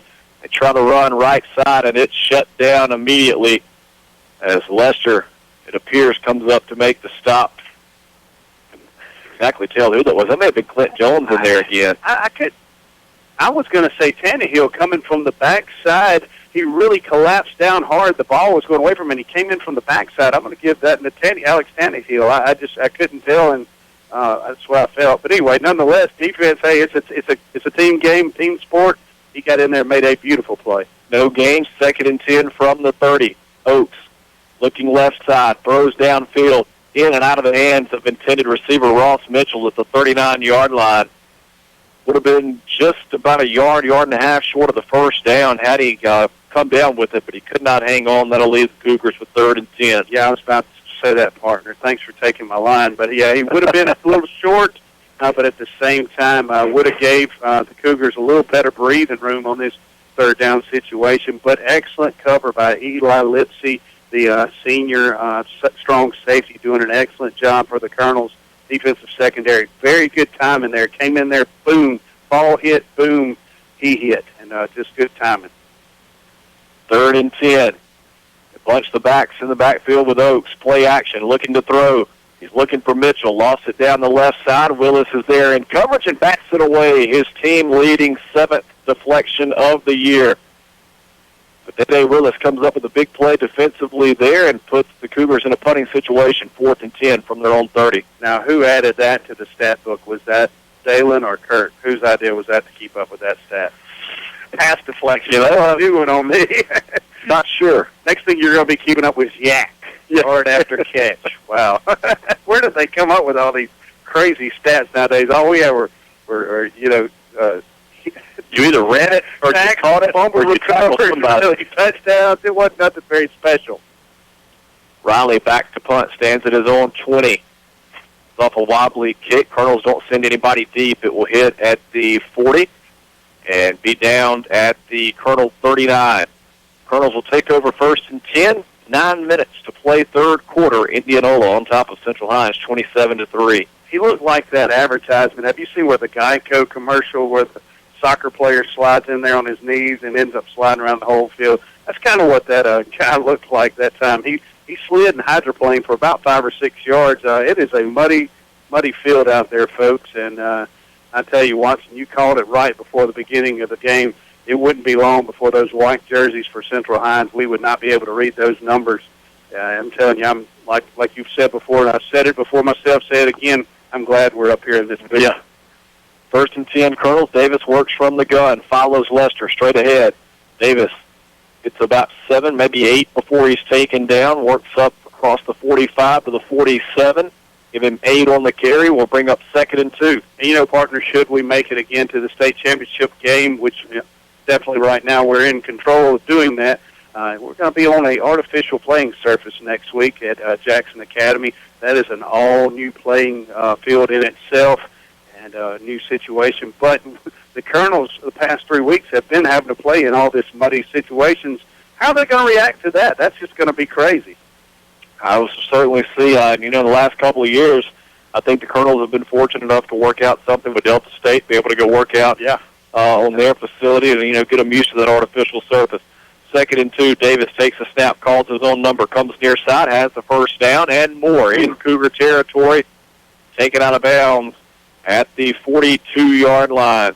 11-yard run, a Greenville Motorsports first down. And, partner, that would have knocked the wind out of me, but young Will Davis, he stood up and was ready to play the next play, coming over to his coach, drying off his hands and getting ready to call the next play for the Colonel's offense.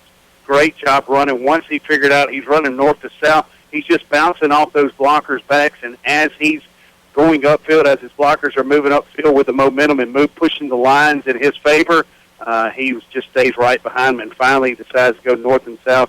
Gets a lot of great yardage there. 7:50 to play in the third quarter. Colonel's on top, 27-3. Davis under center brings Willis in motion near side. He'll take the handoff, follows his blockers inside the 35, and taken down the 32-yard line. That's where they'll mark Willis. 10-yard gain, another Greenville Motorsports first down. The official almost got took out with that ball getting tossed into the middle field that time.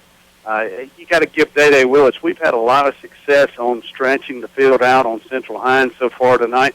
Came to the short side of the field, but still Day Willis able to once again get in behind that offensive line, collapsing their defensive line, and turn upfield and make some positive yardage. Give him 11 to the 31, first and 10. Now they go with the crossbuck left side to James Hill, his first carry of the night, if I'm not mistaken, and they'll work to the 27-yard line, 4-yard pickup for Hill. Will lead the Colonels with 2nd and 6. Still positive yardage, partner. That play takes a long time to develop. Just not a huge chunk, but I'll take any way we can get it. 4 or 5 yard gain, and that crossbuck, as you called it, what it does is it pins that defense back on their heels. They can't expect the speed play. They can't expect the trap play to the middle of the field. They had to stay there and stay at home and defend the backside of the field. Davis will work from the gun on 2nd and 6. Lester is the lead blocker. Davis bounces outside at the 22, runs into a man there, going to be taken out of bounds. Give him 5 on the carry. We'll bring up 3rd and 1. Ross Mitchell, the do-it-all for Central Hines Cougars, coming up and making a nice open field tackle. Has Davis been able to shed that would-be tackler, he could have been running a long way. And Ross Mitchell just wisely, instead of trying to wrestle him to the ground, said, hey, let's just keep our footing up under us, keep wrapped on, and let's run him to the out of bounds and use that 12th man as that would-be tackler for the Cougars defense. Colonels on top, 27-3, 6 minutes to play in the third quarter. Colonels with 3rd and 1 from the Cougar 22, ball on the near hash. Hill goes in motion far side, handoff, goes straight ahead to Lester, spins out of initial contact. He's got the Greenville Motorsports first down to the 17-yard line, a 5-yard run for Lester, and the Colonels move the chains once again. I tell you, Logan White, your senior man right there, chunking away, getting fired up. He had 71 put on his back. That was a nice pancake block. And like you mentioned earlier, 71, Stevie Ballard, the senior for Central Hines, that defensive lineman. He has really anchored that front. He is a huge body to move. But Logan White staying low and making a nice pancake block. I believe we'll give him a Bill's Body Shop nominee for collision of the game there on that play. 1st and 10, Colonels from the 17. Davis under center. Willis comes in motion near side. He takes the handoff, tries to stretch it to the 10, and take it off his feet at the 8-yard line. A 9-yard run for Willis. There is a flag down back at the 14-yard line. We'll check with the officials. I love when our players, they really animate that thing out there as they're like, oh, me getting called? You got to love how they try to sell the fake. And I didn't see the play, what was occurring. The flag got thrown at the feet of Stephon Smith, so I'm pretty sure he's going to be the guilty culprit. It will be holding against the Colonels. That will take away the 9-yard run out of Willis.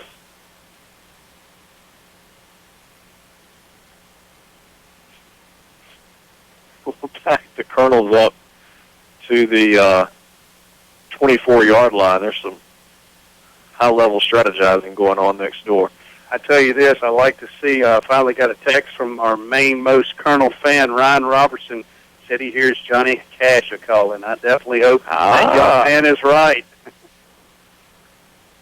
1st and 17 after the penalty. Davis calls his own number right side to the 15 to the 10, tiptoes down the sideline, bounces a man at the 7, inside the 5 goes Davis. Boy, he has worked the tightrope on the sidelines tonight. And they will mark it inside the 5 at the 4. A 13-yard run. Well, great job, like you mentioned again, by Davis, really stretching the field, using the whole playing surface out there, almost running out of bounds, instead turning it upfield, going north and south, and just doing an excellent job stretching those chains for the Colonels, giving us a first down and very manageable play, knocking on the door. I was looking at the previous line of scrimmage. It's a 20-yard gain down to the 4-yard line. I apologize. First and goal, Colonels from the 4. 5 minutes to play, third quarter. Colonels trying to extend a 24-point lead. Davis calls his own number, gets behind Lester, puts his head down, stretches toward the 1, and they're going to stop him there. 3-yard gain for Davis will bring up second and goal. Well, once again, just wisely get behind those big linemen and those big backs, those up backs, and just trying to just keep grinding on this defensive line and try to wear them down. And that's the best way to get into that end zone is going north and south. And right now we're doing a good job of instead of trying to stretch things out and make things happen, let's just go forward and just keep pounding on them. Second and goal from the 1. Colonels leading Central Hines 27-3. Looking for more. Davis will go under center. Lester in the backfield. Hill and Smith stacked as the H-backs to the right side. Davis puts his head down, reaches for the goal line. Do they say he's in? I don't believe so. I'm going to say his knee went down about the 1-foot line. Third and goal from the 1. Yeah, partner lost his footing a little bit at the last second, and unfortunately for the Colonels wasn't able to cash in. But I guarantee you he's going to call on those offensive linemen one more time here tonight and try to get in that end zone. I like that he runs to the sideline, dries those hands off as fast as he can, as there's probably not a dry stitch left on his uniform anymore, but does a good job getting over here, regains composure, brings his offense back out there on the field. Third and goal from the 1. Davis under center. Going to sneak it one more time. Gets a push from Stephon Smith, and he's in the end zone. Touchdown, Colonels. 1-yard quarterback keeper for Will Davis. His second rushing score of the night, and the Colonels go on top 33-3 with 3:16 to play in the third quarter. Another score update from Columbus. Heritage 10, Adams County 6. That one midway through the third quarter. And, folks, you've got to give credit to our offensive line. Central Hines has a huge defensive line in Indianola Academy's offense. We are just firing off. Watson, if you remember back in week 1, the huge question mark was, what's this offensive line going to do? Everybody was replaced except for our center, Logan White. These young men have really impressed. They're doing a great job tonight, getting better week after week, and that's what you like to see. Robertson on for the extra point. His kick is up, and it is good. 34-3. Colonels lead Central Hines about 31 with 3:16 to play in the third. We'll step aside, take a 1-minute break, and be back with Colonel Football on Super Talk for the Delta. Looking for another choice for your prescription needs? Try any of your local Good Neighbor pharmacies and experience the difference your friends and neighbors are already enjoying. Your local Good Neighbor pharmacies serving the Delta with 5 convenient locations. City Drugstore, Hollandale, Cleveland Medical Arts, Cleveland, GMP Pharmacy, Belzona, Yazoo Drug Company, Yazoo City, Magic Mart Pharmacy, Indianola. Your Good Neighbor Pharmacy where you get same copay and better service. Experience the Good Neighbor difference. Bring your prescriptions in today. Your local Good Neighbor pharmacies serving the Delta with 5 convenient locations. Proud supporters of Colonel Football, the Tackett family, owners of Heartland Catfish Company, farm 7,200 surface water acres of catfish and 15,000 acres of grain land. That makes us the largest single grower of farm-raised catfish in the U.S. Heartland is committed to supplying our customers with the highest quality farm-raised catfish products. Be sure and eat catfish raised in the Mississippi Delta by looking for the Heartland seal. Smooth, clean fillet cuts that meet the highest standards, just like Indianola Academy and Colonel Football. Heartland Catfish, a proud sponsor of Colonel Football.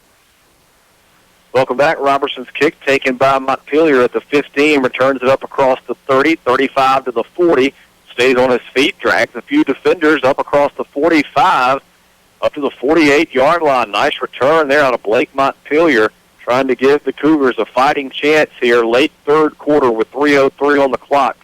His Cougars trail the IA Colonels 34-3. We'll give Central Hines credit. You know, they're frustrated. This field, first off, the playing conditions. Not that Indianola Academy and Legion Field is a terrible field. Our staff of people have done an excellent job of keeping it up over the years. volunteers always out here working on this thing constantly and tirelessly without any compensation or any thank you or anything, and they've done a wonderful job all year. But, this playing condition with the rains is already frustrating enough, and Indianola Academy's gritty defense is just getting after them. Oaks will stay in at quarterback, runs into his back. Ball is loose on the ground.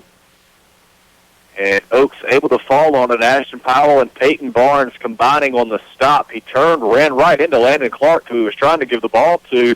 That results in a loss back to the 42, a 6-yard loss of a play. Watson, as I mentioned earlier, communication is the key anytime for anything successful. And Indianola Academy has been able to stay on the same page. Right there that time, Central Hines shooting themselves in the foot as the communication factor was not there, and those guys weren't on the same page. They're just not focused out there right now. Like I said earlier, you could tell they're frustrated, probably physically a little tired, and Indianola Academy just getting after it and capitalizing on this situation.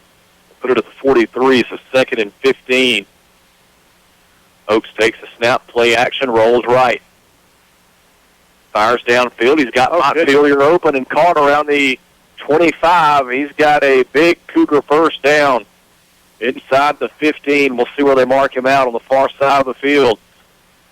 Well, that's the best thing the Cougars have done offensively all night. Yeah, give them credit. It's a rarity where Wesley Lester miscues on the defensive side of the ball. Just bit too hard on the fake. Next thing you know, you have a bootleg rolling to the outside. Beautifully executed play by Central Hines offense. And like you mentioned, hey, I knew they weren't going to lay down and just give out. This team made the semifinals for a reason, but it could be too little too late. 44-yard gain down to the 13. They try the run up the middle. Colonel stuffed that one. They'll bring up 2nd and 10. Peyton Barnes, Ashton Powell leading the charge. My contacts are falling out up here. What? Having the same problem Stefan's having earlier. Look at this. Dang. To get Doc Dowell up here to joke. Take care of you. Actually, I think that was Alan that put his contact in earlier. We might have to call him. What'd you say, Doc? Used to tell you, you'll be all right. Yeah, you'll be all right. Get back in there.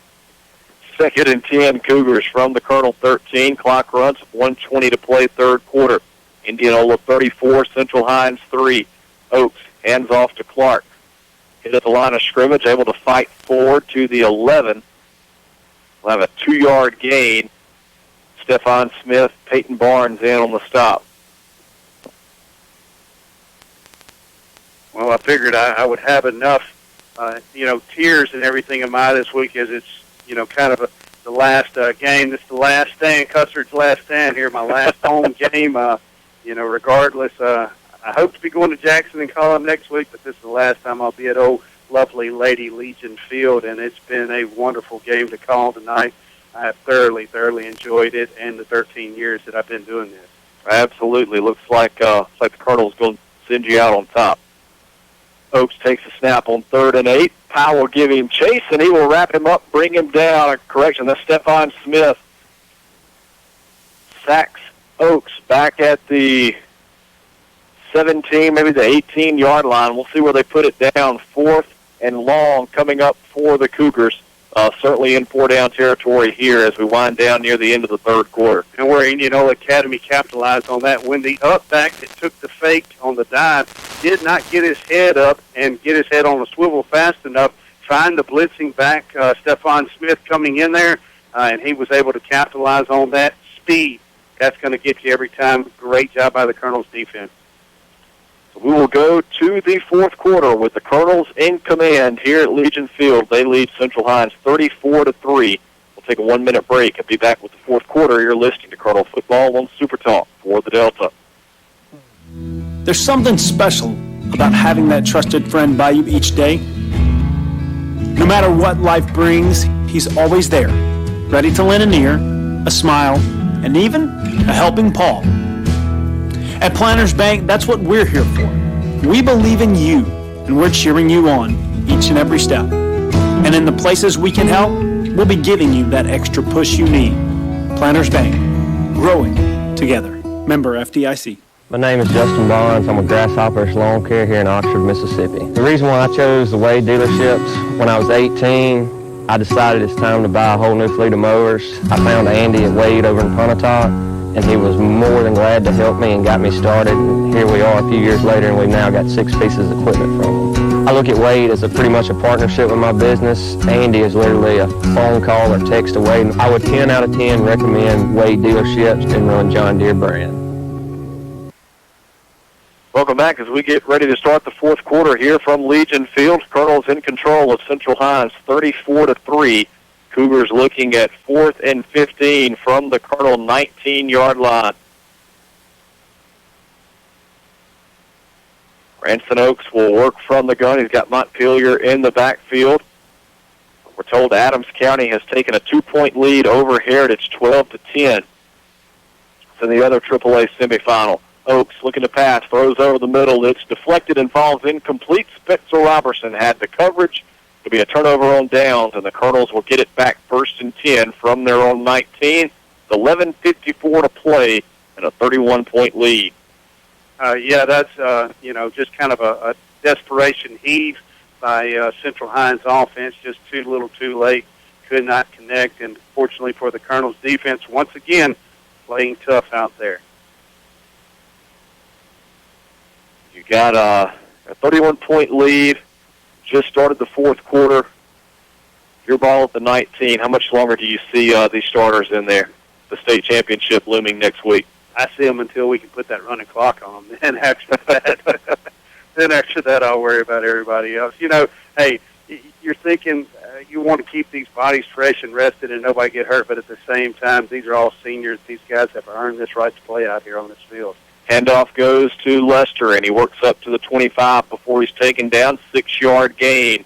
We'll bring up 2nd and 4. Nothing against getting some of our other players in.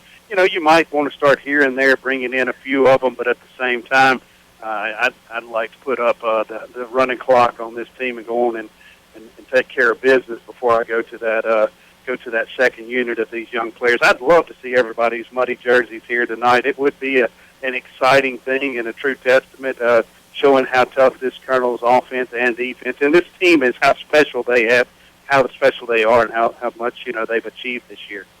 11:10 to play, clock running. Colonels 34, Cougars 3. 2nd and 4 from the 25. Davis will hand off to James Hill straight ahead. He's hit at the line of scrimmage. Able to spin forward, picks up 2 to the 27. We'll bring up 3rd and 2. I guess the only player's jersey that I do want to see remain clean is Josh Hill's. But other than that, I would love to see all the rest of the jerseys dirty. It's an unfortunate situation. That's the worst thing about it. That young man's jersey would be just as dirty had it been his decision. But, with the broke jaw, you got to kindly step out and can't play because that helmet's applying a lot of pressure on that chin strap. I guarantee you it's pretty hurtful in there. Davis will go under center on 3rd and 2 with Lester in the backfield. 2 receivers come to the near side. Davis will toss it near side to Lester. Works through the first defender. Has enough for the Greenville Motorsports first down. As he works to the 32-yard line, 5-yard gain on the play. Watson, I do have to let out a little secret here. You're coming back next year? No, not that secret. As I walk up to the bleachers every week, Johnny Dewey is always wearing a Saints hat, and he's always shook my hand and just said, "Hey, Brady, how you doing?" And, we have passing words. He wasn't there this week. I'm talking about I was superstitious. I hadn't cut my hair all year long. It's just one of those things, and didn't see him there. And I was like, I'm going to run down if he comes up. I didn't care if it was in the middle of the first quarter. I was going to go down there and shake his hand. He hadn't showed up, but the Colonels have taken care of business. 1st and 10 from their own 32. Handoff goes to James Hill. Runs his way across the 35 up to the 36, a 4-yard gain, and that's all the Colonels are wanting right now. Get 3 or 4 yards a pop, maintain possession, eat the clock, and look forward to making that trip to Jackson next week. Yeah, you're exactly right, and I do like that we are getting James Hill a few carries as well and trying to disperse out the yardage on these different people as Lester has truly earned and deserved the right to carry the ball, but at the same time, I guarantee you that young man is worn down, first off with the anticipation of the chance to play in the state championship game again. That would be 4 years for him, Will Davis, Josh Hill, and Stephon Smith. I know those 4 for sure have played in it for 4 years now. That is crazy. 2nd and 6. Davis calls his own number, slips down at the line of scrimmage.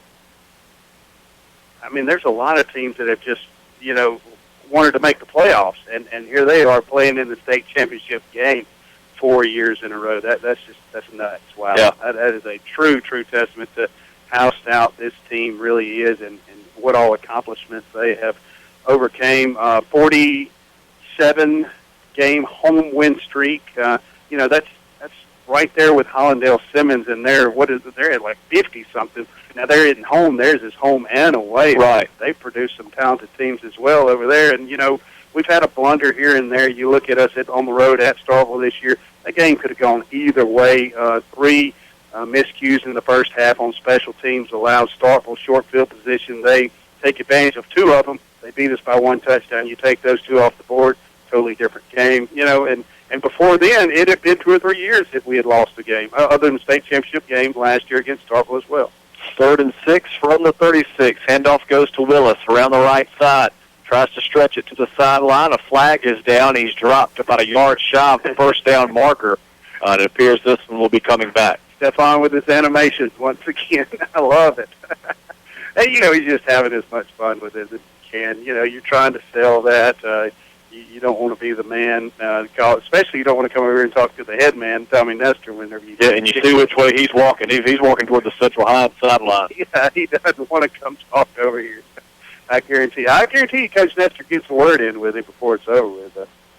We'll be holding against the Colonels. 8:12 to play in this one. Indianola Academy 34, Central Hines 3. And how about that? Smith having a little friendly conversation with the official, gets a pat on the helmet. Yeah, he does. Just so animated, such a wonderful young kid, and got a great head on his shoulder.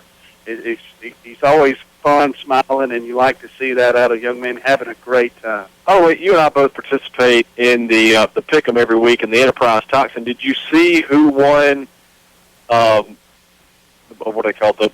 The write-in picks this week? I didn't. Stephon Smith. Really? Wow. How about that? I believe he went 9-1 last week. Huh. He must not have picked Florida. After the penalty, Colonels have it at their own 28. Davis will toss it near side to Lester, and he's dropped at the 29. Only a 1-yard gain will bring up 3rd at about 13. Clock continues to run. 7:38 to play.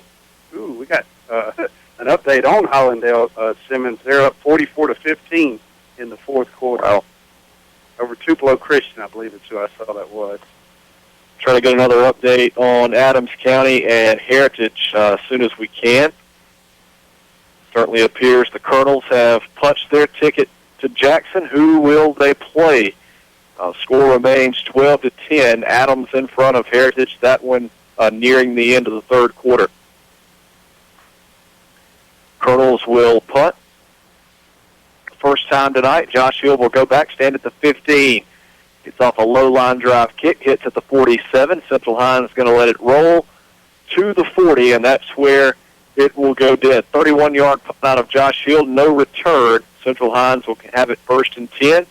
6:50 to play. Colonels leading 34-3. Glad to see Josh Hill able to get out on the field and still contribute to this Colonels team. He has been such an integral part in this team all season long, and to lose him in the quarterfinals last week is very tough, and I know that young man is really missing being out there on that field, but he knows that we deeply miss him and need him and need his presence, but hey, he's doing a great job stepping in there, catching those PATs. Well, we had one miscue on that, but that ball coming off that ground, that muddy surface, hard to hold on to, and also helping on the punting duty, and he did flip the field that time for the Colonels defense. Great job.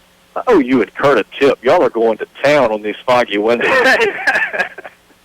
1st and 10, Cougars, 4 wide for Oaks. Has time in the pocket, now flush to the right side, lets it go, throws downfield.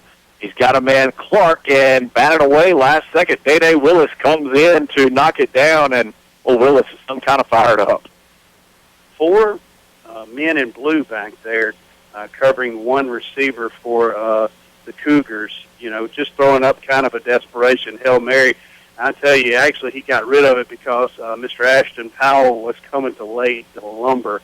Got to give another Bill's Body Shop nominee right there to Ashton Powell. driving the quarterback, number 10, Ranson Oates, in the ground with authority as he's releasing the ball. That there alone, folks, makes you not want to roll around in the pocket anymore when you get slammed to the ground like that. 6:39 to play. Colonels 34, Cougars 3. Central Hines with 2nd and 10 from their own 39. Oaks will take the snap from the gun. Ball's on the ground. He never got it in his hands. There's a fight for it. Ashton Powell says the Colonels have it. And I believe they do. It will be Colonel football. How about that? Well, he may have still had some Ashton Powell in his mind from the previous play, although that ball never made it to him in the air. He wasn't too quick to jump on it on the ground, either. No, he wasn't. Just another place in the muddy playing field condition right there in the center. And these really talking back and forth to one another about trying to figure this thing out here. But the Colonel's able to capitalize and get on it. I saw Clint Jones get in there as well as Wesley Lester. Couldn't tell who was the last man to get on the ball, but everybody, once they saw the ball was on the ground, they wisely got to the ball quick. Yeah, Kirk said that was Wesley on the recovery. So Colonels have it 1st and 10 at the Central Hines 36 with 6:25 to play, a 31-point lead. Colonels want to run some clock here. Putnam comes in motion near side with Davis under center. He'll turn, handoff to James Hill. Patient running there, waits for a small opening and works to the 32, a 4-yard gain for Hill. Leaves the Colonels with 2nd and 6. We'll see what you hadn't figured out yet, Watson, is every time I call Clint Jones' name on the radio, he slips me a $10 bill. So I try to call it out a lot. To get on my neighbor, I mean, where's that deal for me? Just totally play it. Reeves Policini will check in for the Colonels. Play on the offensive line. As, Alex Tannehill gets a break. Tannehill having to go both ways tonight. Yeah, he definitely needs a break. He's done a great job in a bright spot for the Colonels. 2nd and 6. Putnam comes in motion near side again. Handoff will go to Putnam. Turns it upfield at the 30 to the 25. 20, drags the defender, and finally taken out of bounds.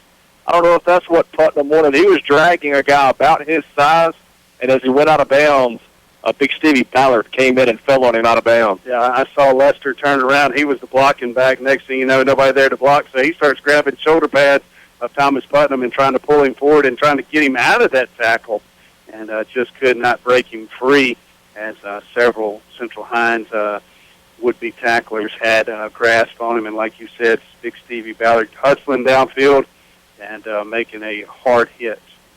11-yard run for Putnam. They mark it at the 21. 1st and 10, Colonels. Clock runs 5:08 to play. Indianola 34, Central Hines 3. Davis under center. Backs are split behind him.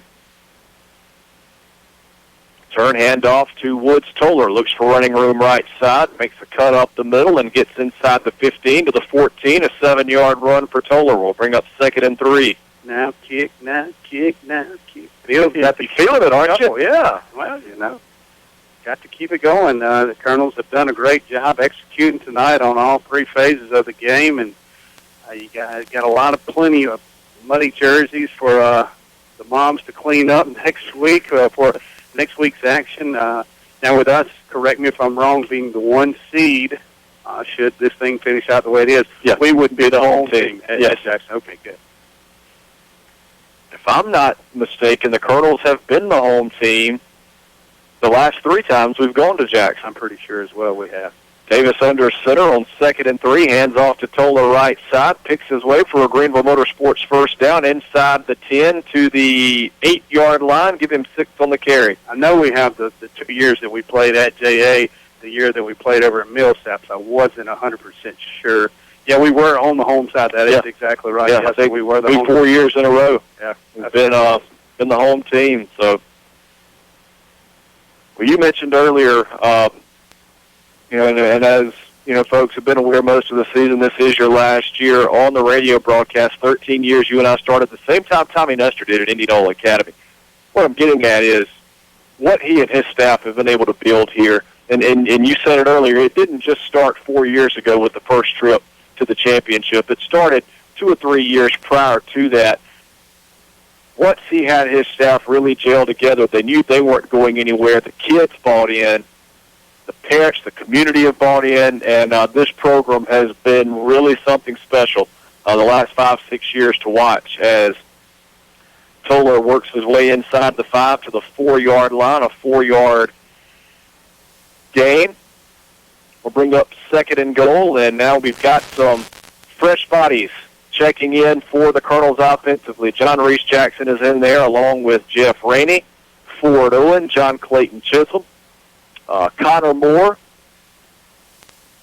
So we'll get some other numbers for you here in just a second. Cole Farrell will come in and be the Colonel quarterback. Farrell, a freshman who wears number 1. See who else we've got up front. Warren Toller, John Luther Selby. Farrell will go under center with Chisholm and Moore. The back split behind him. And Farrell just going to go to a knee. Colonels will try to run out as much clock as possible. And you said earlier, going back to Nestor and his staff, he doesn't like to run the score up on anybody. Never has, never will. 34-3 with 3 minutes left, and going to put the subs in, let them get a little muddy and take a knee, and not try to show up anybody as. All coaches know these things come in cycles, and one day, the Colonels may be on some hard times. It's been a long time since they have. Hopefully, a long time since they will be. But what goes around comes around, and Nestor knows better than to show anybody up, and he's going to let his guys take a knee and, like we said, chew as much of this remaining clock as possible. It's down to 1:40. Colonels leading Central Hines 34-3. Farrell will take another knee on 3rd down. Colonels will have to snap it again with about 45 seconds left on the clock. Brewer Wright will check into the game. Nolan Nichols was in on the last play as well.